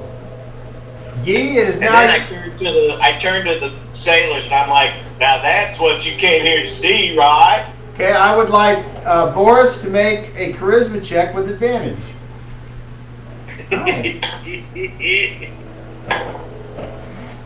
I rolled 15 on both dice, so that's 29. All right, even though they don't understand what you're saying, they seem to be perking up like, they seem to be enjoying the fisticuffs very much. Your turn, Guy. You stand up? I stand up. Is whoever's closest to me, I wipe my chin and go and spit the blood right at him, and then charge straight at Boris. Well, he's real close, so what are you I'm doing? grappling. You're going to try wrestle? Okay. See Now he wants to grab. see if you can get a hold of him first. Roll to hit. You pissed me off now, damn it. You've knocked me down twice. 3 times, technically. That's what I do. With the strength check? Nope, you're rolling an attack. Oh. What I hit armor class 4.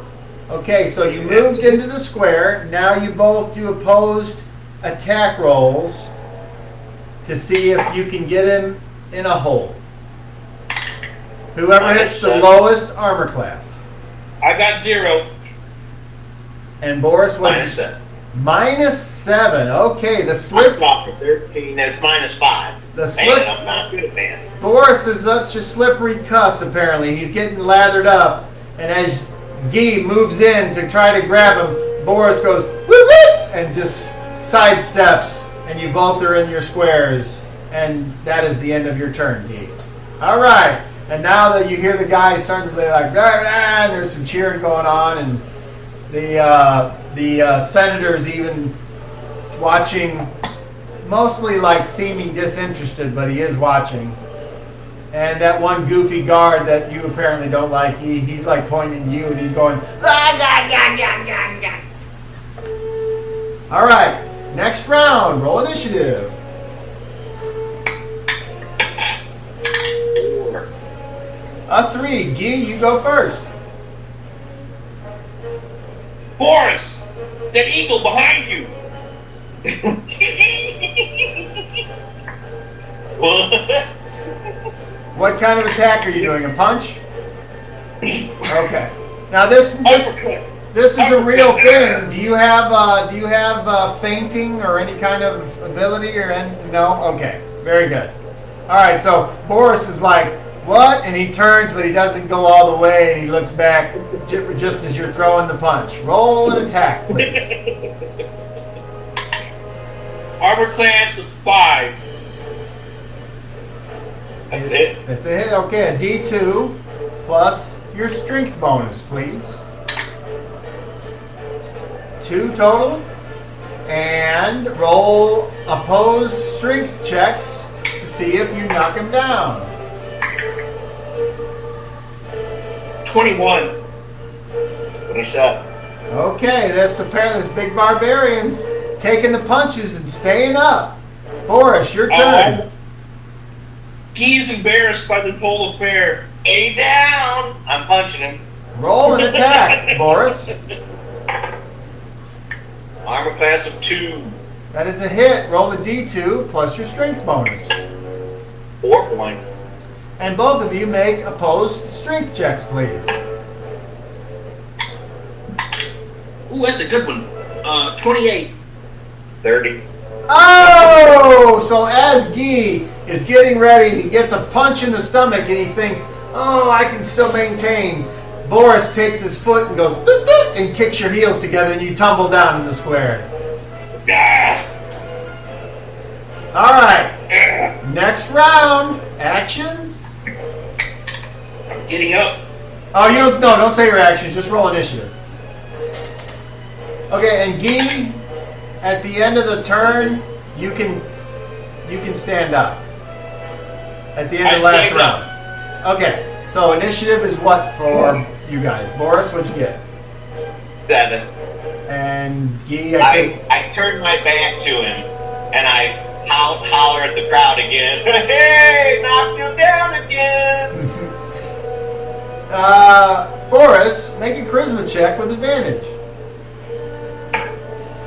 Woo!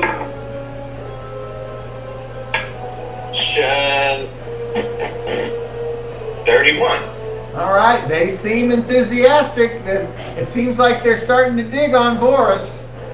All right, Guy, it's your turn. He's got his back to you. I'm going to charge him and push him into the crowd as best I can. Okay, we're going to go with the overbearing rules for that. So, first of all, Boris, do you turn to face your attacker?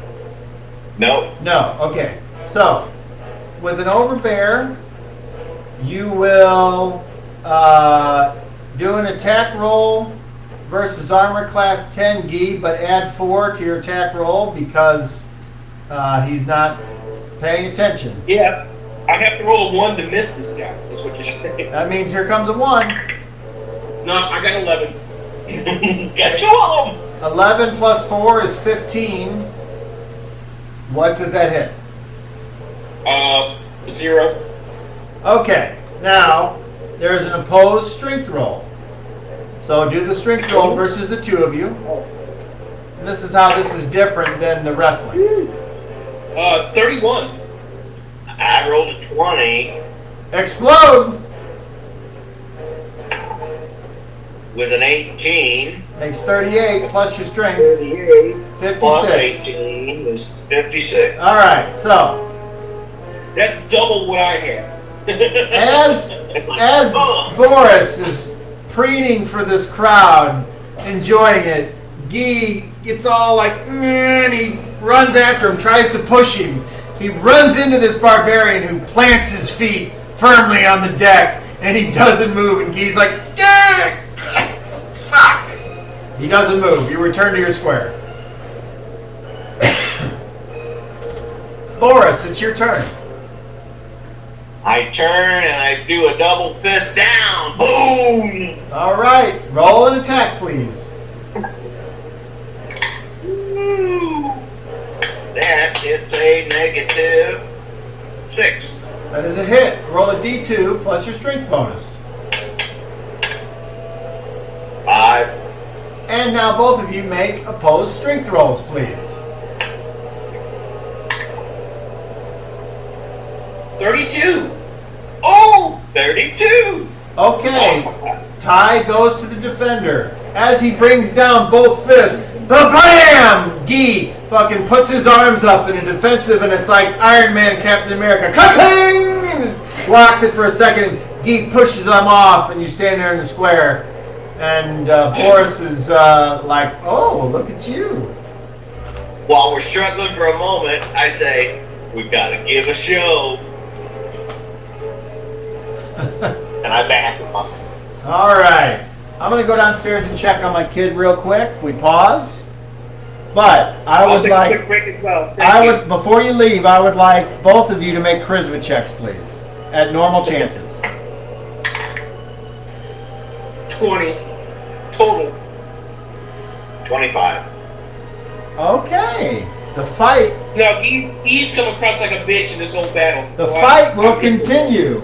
I'll be right back. I'll be I right don't back. know if I felt that. Yeah. Hang on.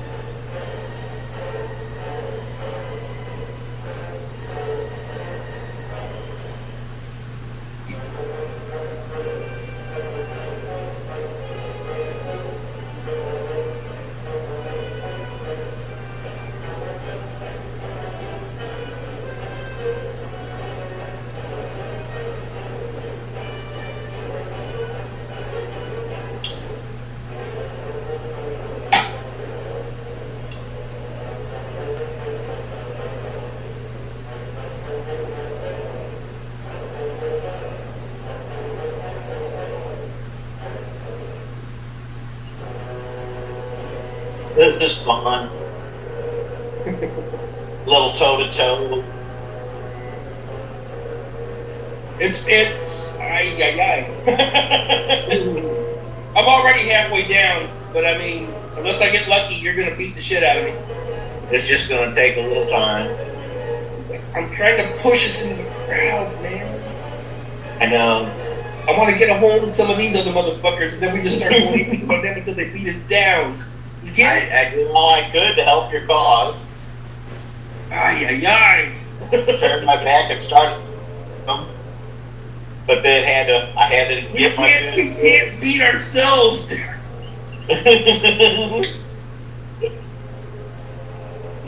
Right. You know, I like the individual initiatives though because it does reflect I mean, No, we're fighting each other, of course. your agility We're and opponents. He is pissed. He is pissed at this whole thing. Spectacle, debacle, performance. Give me a sword, you bastards. I'll show you some shit. Boris didn't think he would enjoy it, but it's kind of fun. I'm kind of Knocked good me down at it. like 4 times. I'm like, God damn it! But I keep getting up. Damn it! Look, fight me on my feet. Damn it! Don't fuck me. He's been through some battle in his life, so he's a trained warrior. But I don't have any kind of grappling proficiencies or any of that. I'm just a strong man who knows how to fight. I mean, sure, I've been in battles where people have knocked me down and I've had to get up and hack at people and stuff, sure. Yeah. But wrestling is, no. I watch people wrestle. I don't wrestle for people. Barbaric? No wonder I'm doing well. I have no doubt. I know you're a big, strong motherfucker, and that's why I'm like, God damn it. Of all things. All I can do is try to outsmart you with the eagle. I'm just glad they didn't hand us weapons. Yeah, they could have given us wooden weapons. And because I wouldn't want to hack them, you know. I'd have a better chance of fucking you up with a weapon and a shield than I do right now. I know that this way, you know, at least the damage is not completely debilitating. I think our camaraderie is going to be solid after this.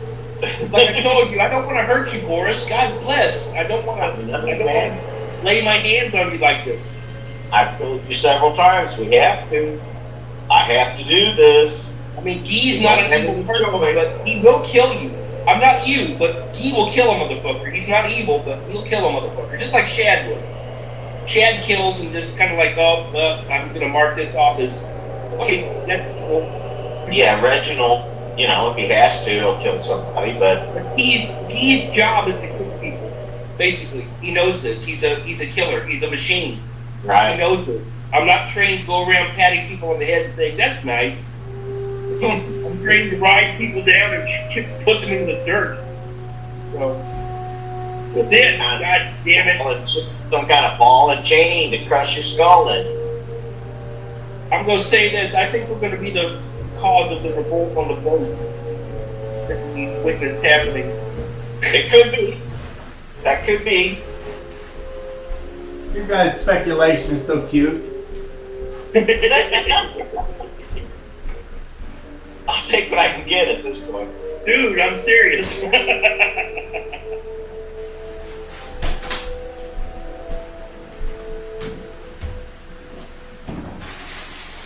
I'd actually like to see this fight on a movie or cartoon or something because it would be quite entertaining.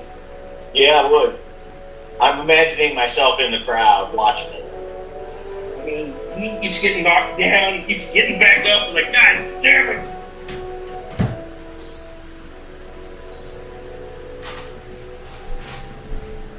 I'm trying to picture who the 2 persons would be because, like I said, you're taller than me, but you're a lot stronger than me. You're like 4 points stronger than me. Wow. Well, I mean, I'm only a 15, so Yeah, I'm yeah. not super strong, but I'm much stronger than the average bear. Yeah, definitely. Boris is But I tall. figured a barbarian, yeah. Not like Barbarian's a not as bodybuilder. strong, man. All right, where were we? We were on to the next round, I think, right? Sounds right to me. All right, I need you guys to roll initiative. Oh, that's right. We just did a a thing to see if anyone was impressed enough to change any circumstances, and one of you was impressive, and the other one they're like, nah, let him keep getting the shit bit out of him. And roll Oh initiative. no, I know. D is making a poor showing. D looks like the bit right now. Yeah. Both of you roll initiative. 1. Oh, Jesus. I got a 5. Boris, you're up. What is your attack? I'm doing a straight kick to the guts. Cool. You're gonna do a kick. Okay, now you have a -2 kicking because you're not proficient with your legs. So, Proficient with my fists either. well, everyone is proficient with their fists, but the legs Okay. are something different. Kicking can be a little bit more awkward too. That hit -3. That's still a hit. So with a kick, that does a different kind of damage. And let me, okay.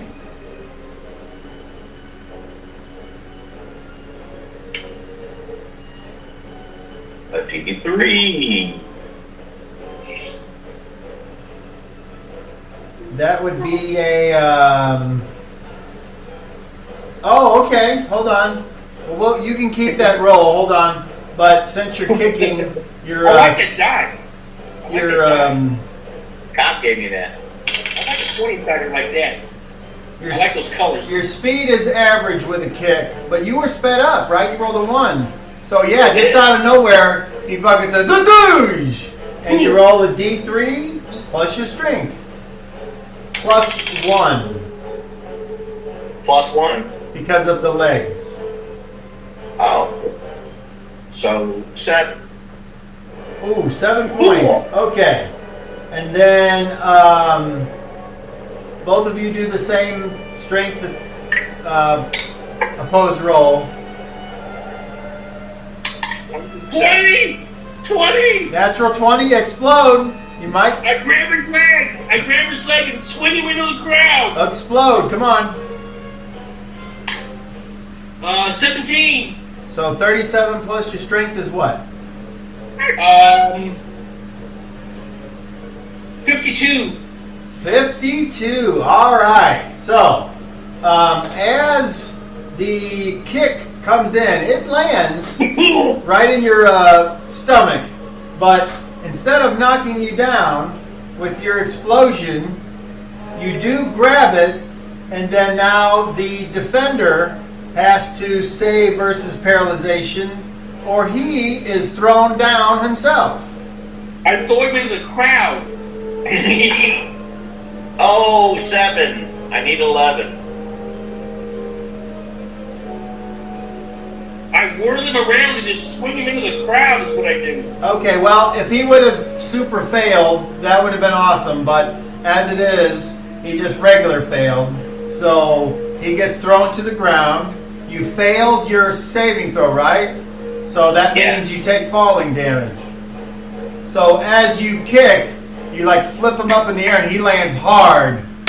And he takes 2 more points of damage as his head smacks off the planking of the deck. Oh, fuck. Okay. And now it is Guy's turn. And Guy has, depending on what kind of attack well, I mean, you're going to get a +4 for attacking a prone opponent. I offer my hand and help him up. Okay? Get up! Get up! One of the guys goes, I won't okay. Some of the people are like, nah. I don't know what you're doing. You're showing your shirt. I'm assuming you're flipping the bird, but okay. All right, so they're just like, nah. So he offers his hand to you, Boris. What do you do? Can I sweep his foot? Is that your action? Yeah. Is that your action, Guy? I offer my Yes. hand. All right, so roll initiative. 2. On 7. All right, Boris, you're up. You're You're going to try a called shot to try to knock him down? You have to do a sweep.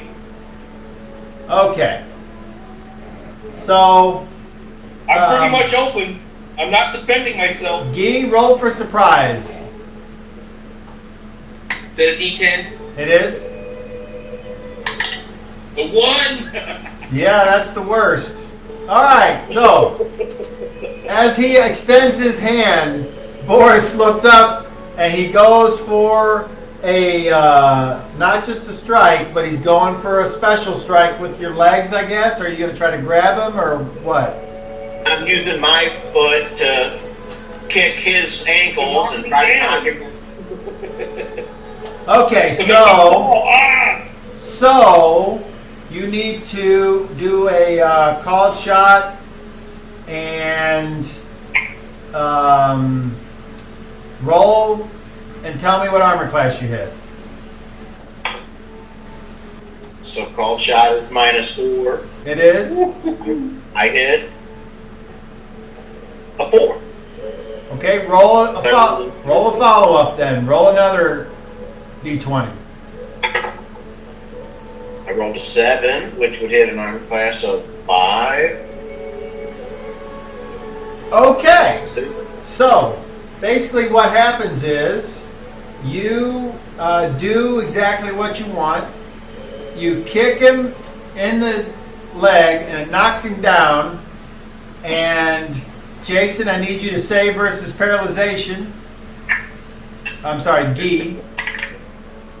Oh, I gotta roll higher or lower. You want equal to or higher then? Nope. Okay, so you fall, and as you fall awkwardly, and you take 3 points of damage. Good. Plus the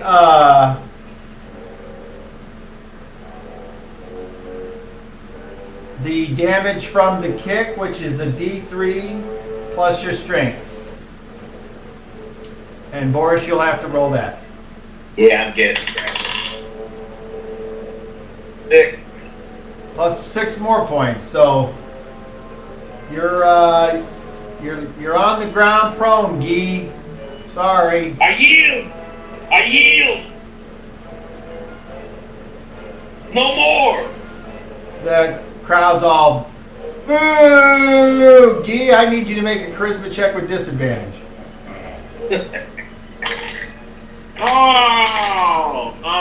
My lowest is a total of 22. Oh, that's still a success, though. Wow. Okay. So they're like, meh, but they don't rush in and kill you. So the big guy comes over and he kind of separates you two. He points to the dot on the deck for you, Boris. You move back over to the place, okay? Yeah. And he just kind of Yes, I do. leaves Guy on the ground, and the interpreter guy comes down. I'm gonna get up if I can. I'm sorry. Yeah, you can. And the interpreter's Say like, nothing more, boy. the senator seems satisfied with the two of you. He congratulates you, Boris, on your victory. Yeah. Your reward is that you will be allowed to extra food and water for the next week. Okay. Guy, unfortunately, your performance was most disappointing. And because you made your charisma check, I'm not a brawler. no further punishment will come to you. And he barks over to those two guards, and the one brings his manacles back over. And he holds them out, and he expects both of you to relinquish your freedom. Do you do so, Boris? Yes. Do you do so, Guy? Yes. Okay. And then you are less ruggedly put back in the hold and left there by yourselves with a lamp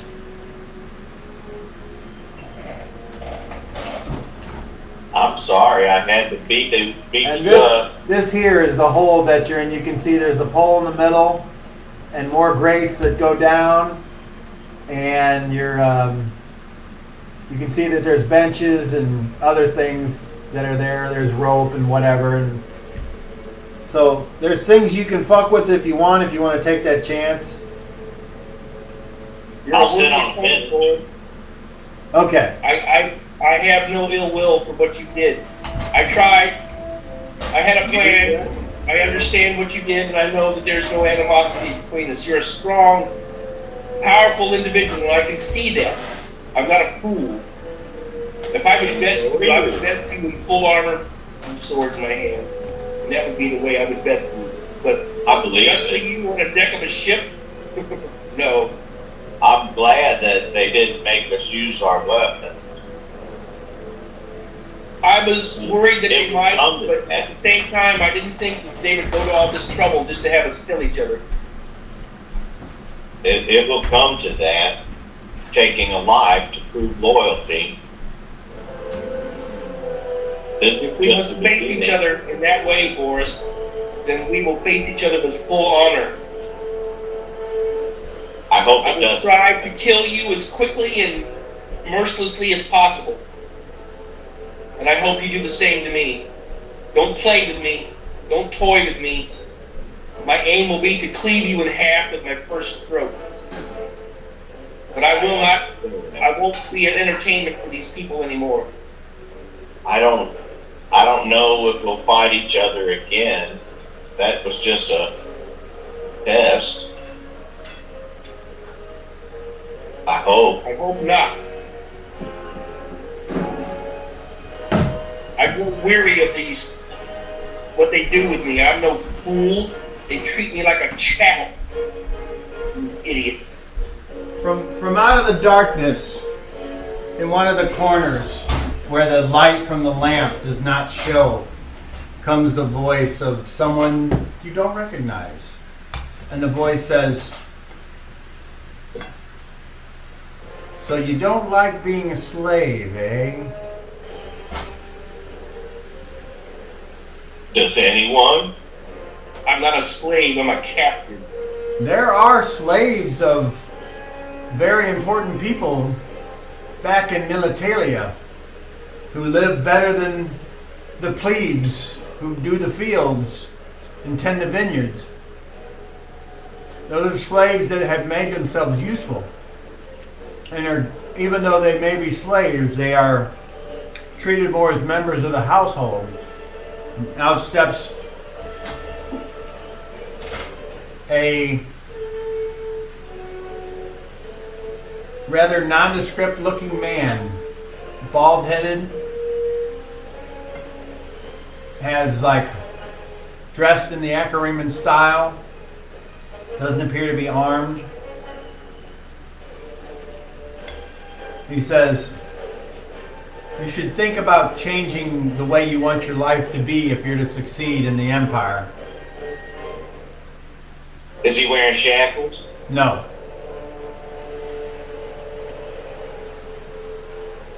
What are you trying to say?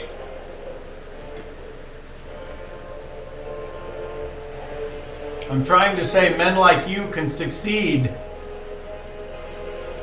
in the kingdom if you want to.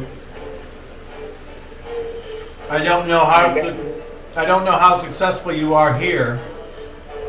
You, and he looks at Guy, you speak like everything is much better where you live compared to where I live. I would dare say we have things that you couldn't imagine. We don't have to fight for every scrap from the table or intimidate our neighbors to try to keep our borders safe. Perhaps it's If you something. take slave to my land and call yourself noble, I am not your noble. name must be very chapped, I imagine. I am not noble. My name is Moses Ronald. but you may call me Moron. I already Bring it back, Moses Ronald. If you're going to be Boris Crump, I got to bring in Moses Ronald. Is that Rump? Crump. Crump? Boris Crump. No, him. Moses who? Moses Ronald. Ronald. But you may call me Moron. No problem. I like you, Moron. Well, good, because if you use your brains, I might be able to help you in your ascent in the Empire. Does that interest either of you? My interest is freedom. Don't want to be a slave, but I want to be free. And perhaps, and he looks at Boris, I might be able to get you to your sister faster. You seen my sister? You heard that? What do you know of this man's sister? A deck rat hears a lot and knows a lot. And my information is valuable. But to get that information, I need assurances. I mean, why would I come down here unarmed if I didn't think I was dealing with people who I thought I could help, and therefore they would help me? Help you what? Tell me what you know about my sister.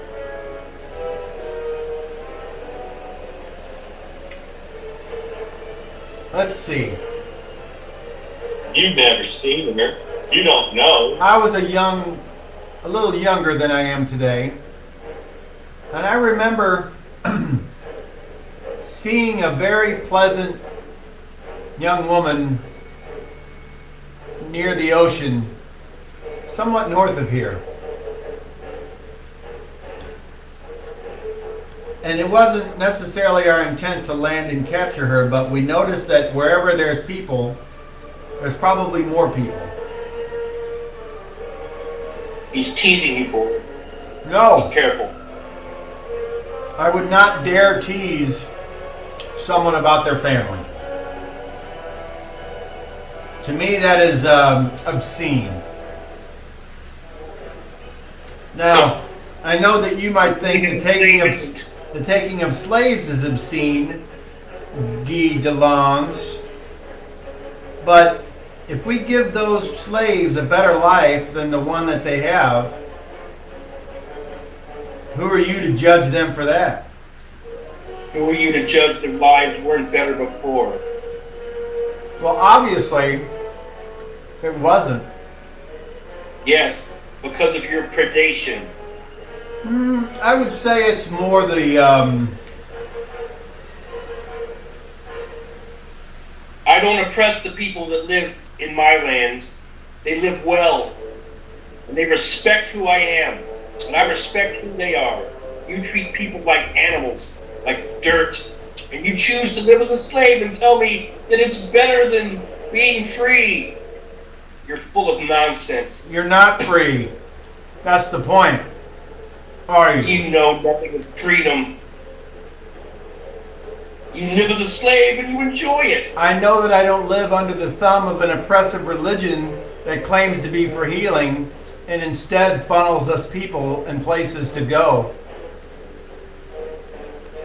You speak nonsense. I've already said that. Fine. I'll offer no assistance any further. Boris, all I can say is I can help you. All you have to do is accept it. And as far as you go, Guy, good luck to you. Be wary. Prepare for a long, lonely life of hardship. I want to do well. If you can help me do well, then I will take your help. But what have you got to offer? Away off the ship. Right now, I'm in chains. Away off the ship to start. Can you take off these chains? No. The way I offer is dangerous, and you may not survive. But it's the only way I know. You speak of danger now? Before you spoke of complacent acquiescence. Now you speak of danger. I don't understand. No, you now don't speak of this danger. You now don't you have my attention. You don't understand. That's the point. And you would prefer to have your snobbery and station above reality, and that is on you. Well, no, you spoke of danger and escape. Speak more. Now you have my attention. I'm not so sure you're worth saving, Guy. I don't like your attitude. Boris seems much more interested in doing things my way than you. Boris is my friend, and if his sister's freedom is involved, then I'm with Boris. I see. I want him to do well, too. I see. Make a charisma check, please, Guy. Let's see if this guy thinks you're full of shit or he believes you. He's full of shit.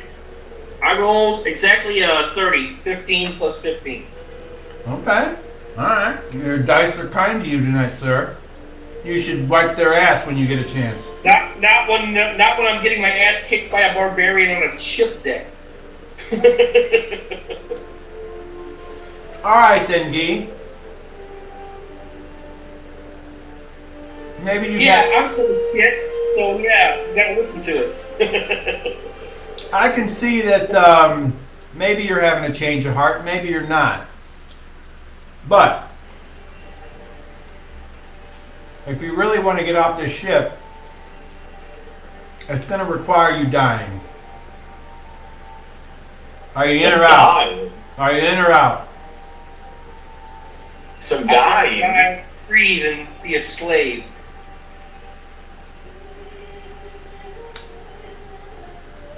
I have access to a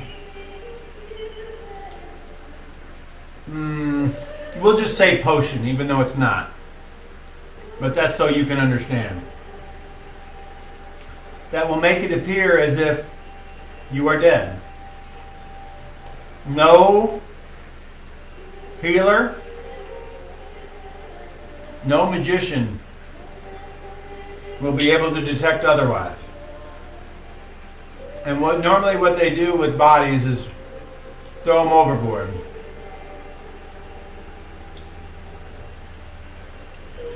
But I can have someone pick up those corpses if I think they're worth it. So tell me, Guy, are you willing to die for Boris? Yes. And Boris, are you willing to die for your sister?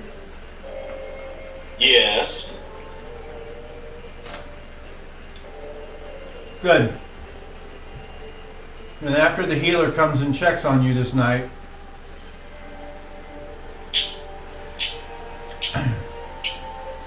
look under that coil of rope in the corner. But don't do it before then. This stuff needs a while to take hold, and if you take it now, they'll be able to reverse it. What about my servant, Paco?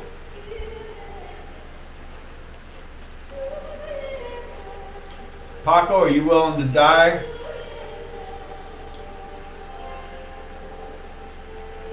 I look at Paco and say, "He won't die, Paco. We're going to live." And Paco says, "I will die." Does he? I need you to make a morale check for Paco. Just a D20 plus anything? A D20 plus 10.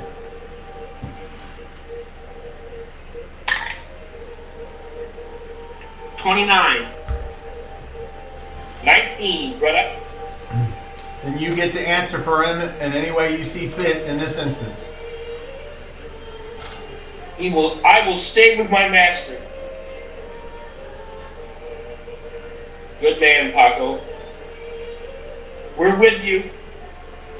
I don't speak for Boris, but Paco and I will do as required. I hope you know what you're doing. It's better than dying a slave, Boris.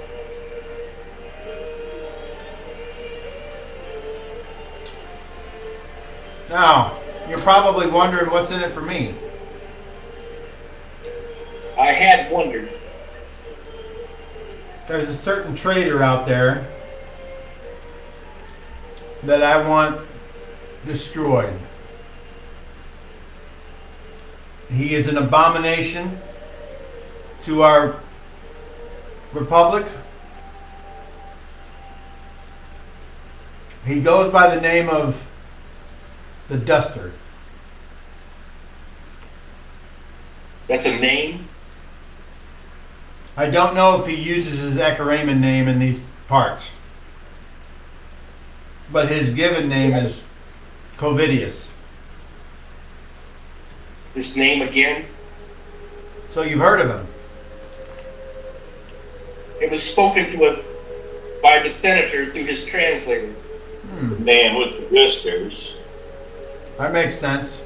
He made some very powerful enemies before he...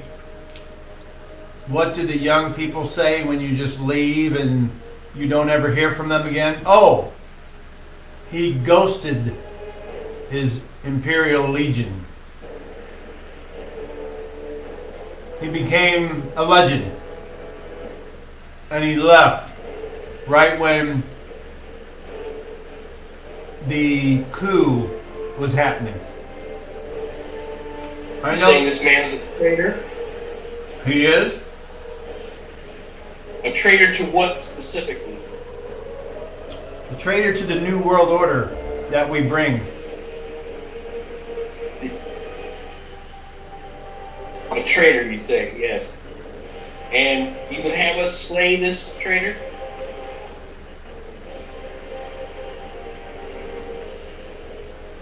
That's easier said than done. That's what you're asking? This man has a reputation.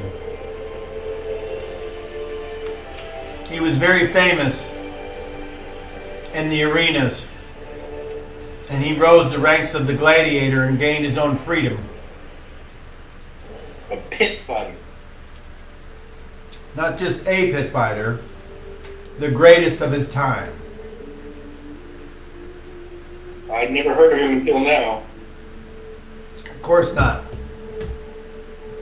Your lands don't see any honor in fighting in the pits, where we give people a second chance. So you give him a second chance and he chose to be free? And I didn't give him a second chance. We don't know how he got out. That's the whole But he point. chose to be free. That's what you're saying, and his crime is the choice of freedom. If dying for his Lord is freedom, then yes. Problem is the body was never found. And then we hear rumors of him here. Well, He is a man. Pardon? He is a man like me, a human. I think so, but he has... Is he dark-skinned like you? Yes. But you will know him because he has pointed ears and slender features. Pointed ear. I've seen elves before. An elf? Have you seen a dark... elf? Have you seen a dark-skinned elf? No. Only in the woodland. I've never seen an elf. His skill with a blade, his ability to use his shield, they are unmatched in our lands. but he is a threat to the kingdom Why? because he lives. You think he would return and destroy this kingdom? It's You certainly fear him that much? it's certainly possible. Well, I am not a fighting man, so I don't put myself in position where being a non-fighting man is a detriment. Would you say he was a great commander or a great killer? Killer. All right. Daryl's raising his hand. Have we seen the other fighter man that was the soldier that was with us? Nathan, no. I figured you would have said that long ago. Yep. Just making sure.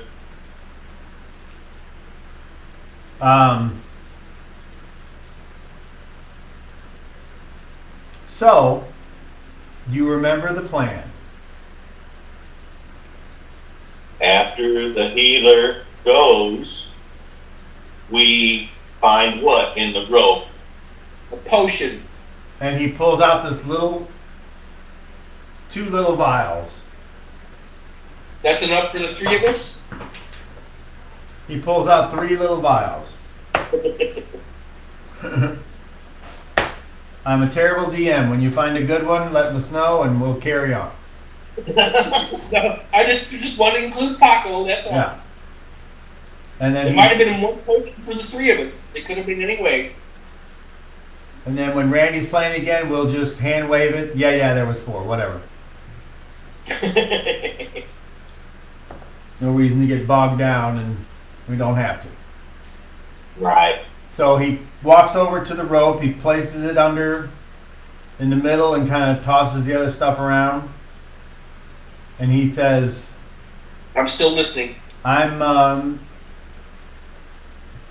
hopefully I'll see you again when you're retrieved from the waters in the cover of darkness. I hope that your plan works, Moses. I'll see you on the other side. Yes, He's on the other side. He slinks back into the shadows, and you just apparently he's gone or he's being still there. You don't know, unless you want to go over and investigate. No. All right. So a short time. You guys want to talk, or do we want to skip ahead to the doctor part? I think I'm gonna take a nap. Plan works. Yes, we'll just follow through and let Providence take us from there. It could be another test to Yes, see it if could. we try to escape. Well, they should have just cut our throats in the first place.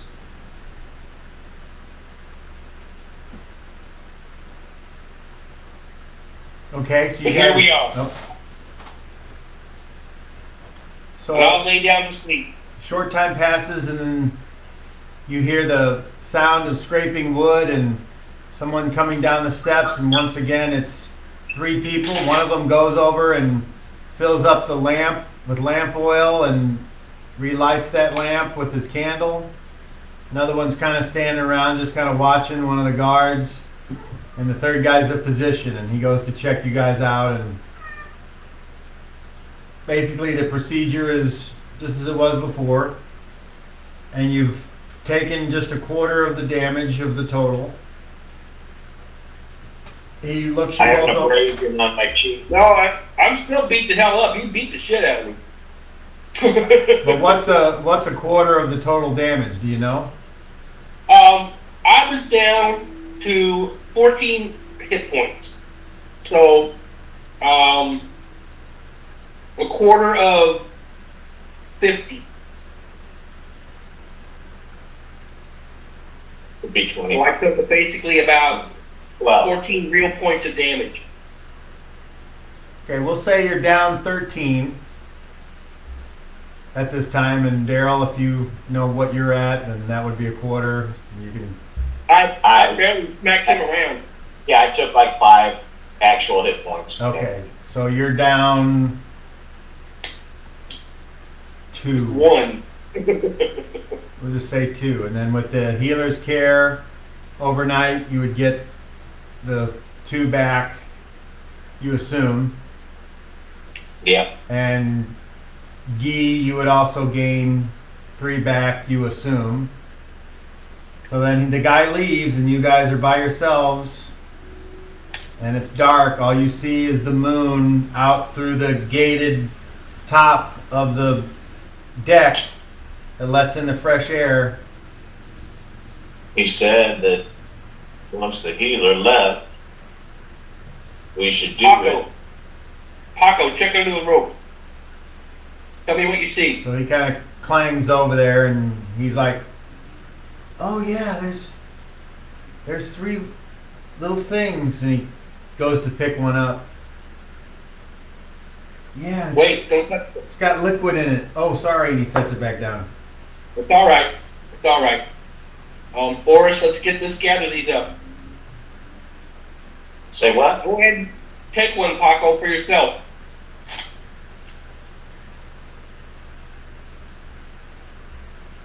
Yeah, I'm gonna walk over there then, Okay. get one, and then I'm gonna go lay down.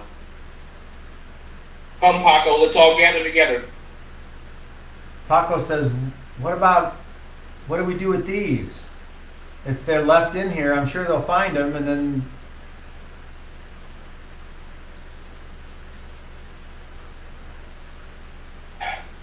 Put them in the lamp. Is it just glass? What kind of plug do they have? it's like this little pottery jar that I'm holding in my hand. Can you see this? No. You Not cannot. clearly. It's like a little clay pot. Yeah. Let's see if I'd say we drink them and crush them and scatter the bits about, and they won't think twice of it. How about now? Yep, No, dude. we'll drink it, smash them, and throw the bits, and then lay down. Throw the bits where? Just all around the room. It's a big room, he said. I did. And these are small little pots. They would crush easily. We just throw the bits like that. Well, you certainly hope so. That's all I can say. You certainly hope so. That apparently is, if that's what you're thinking, then That's you. my plan. If you got a better one, Boris, let me know. If it's small enough, we could hide it in the tank of the lantern.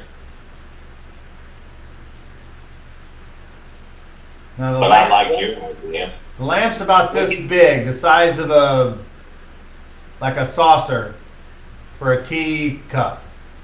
How dirty is the floor? It's not immaculate, but it's pretty clean, actually. We could just put them back under the rope. I say we either break them or put them under the rope. Undo If the we put them cord. back under the rope, then they'll wonder what they're doing there, and they won't have any idea. It won't look like they were disturbed. I agree. All right, good idea. So tell me what you guys do. Trying to undo the cork on it. It Stay undoes. by the rope. Let's drink them at the ropes, put them back, and then hustle back over to our sleeping spot in case this stuff hits us quick. So Boris, you go ahead and describe how you kill yourself. I undo the cork. It's been nice knowing you. And I down the liquid. And I attempt to crush the carafe in my hands. Okay. Make me a strength check. Because these things are made not to break when they fall. So 12 and 18 isn't even 30. okay, you crushes like an egg. And I Leaving, heave the dust and shards across the hold. okay. I'm gonna lay down. All right. What about you, Guy? Please describe your suicide. I take the drink. I look at it. I try to crush it in my hand. Make a strength check.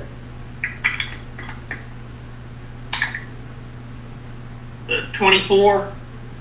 It breaks. I scatter the stuff as far as I can into the corner. Look at Paco, see if he takes his drink. Which I assume he does. And I'll take the thing from him and smash it as well.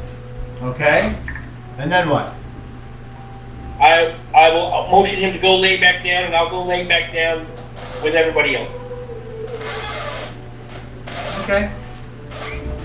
So for a moment, everything is still. And whether you look at each other or stare off into the wall or look at the ceiling, I look at the ceiling. the flickering lamp puts an eerie glow out into the hold as you wait for something. Suddenly you all feel a little twinge in your midsection. And then a little bit more. Gotta pee. And then it really starts to hurt. Oh, I really gotta pee. And as it starts to hurt even more, weirdly, the pain starts to come from your midsection to your extremities. And you feel your fingertips go numb. And then your arm.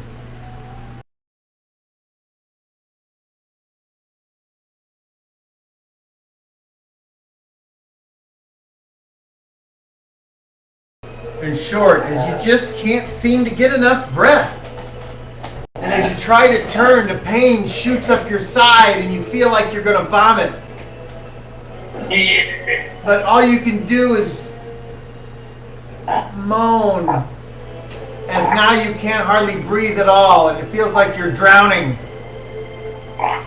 And now your neck and your head starts to go numb and your eyes start to fail you and things go dark. And the last thing you hear is the sound of Paco's hand as it slides down off his shoulder and slumps and hits the floor. And then the pain goes away and you go to sleep.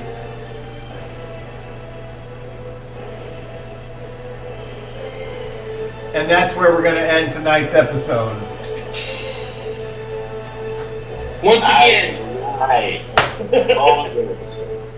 Moses Ronald.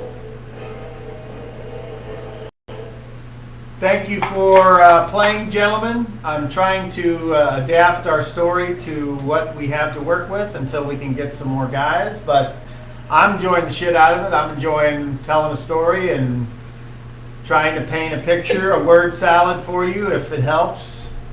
I like the fight. I like the fight. I like the fact that you guys were fucking up and slipping on banana peels and all that cool shit. So, as far as tonight's episode goes, do you have any final comments for the show?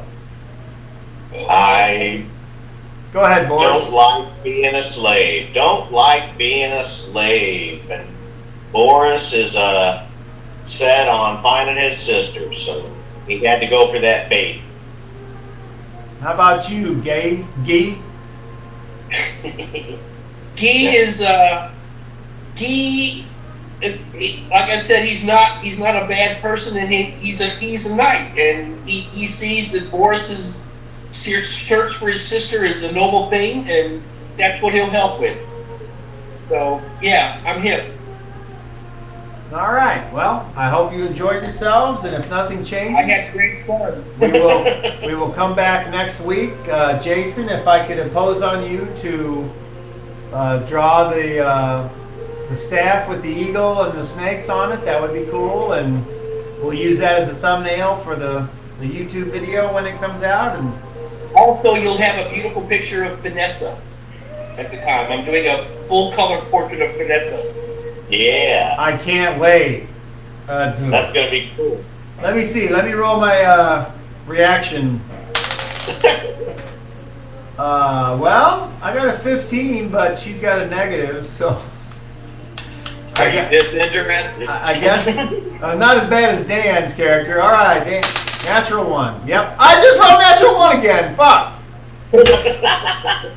All right. Once Poor again, Dan, Poor Dan. happy birthday. Hopefully you'll come back someday and you'll get out a second shift. But until Dan's the then, character you tie the rope around and lower him into the hole and wait for something to grab. Okay. Okay, is he okay down there? this is the world of Skell-Ghosts live D&D for the fuck of it. No, it's Comment, like, subscribe, whatever. We'll see you later. Thanks, guys. thank you. Have a good night. And Messenger was good tonight, so that is good. All right. Good night, Internet. We'll catch you on the flip.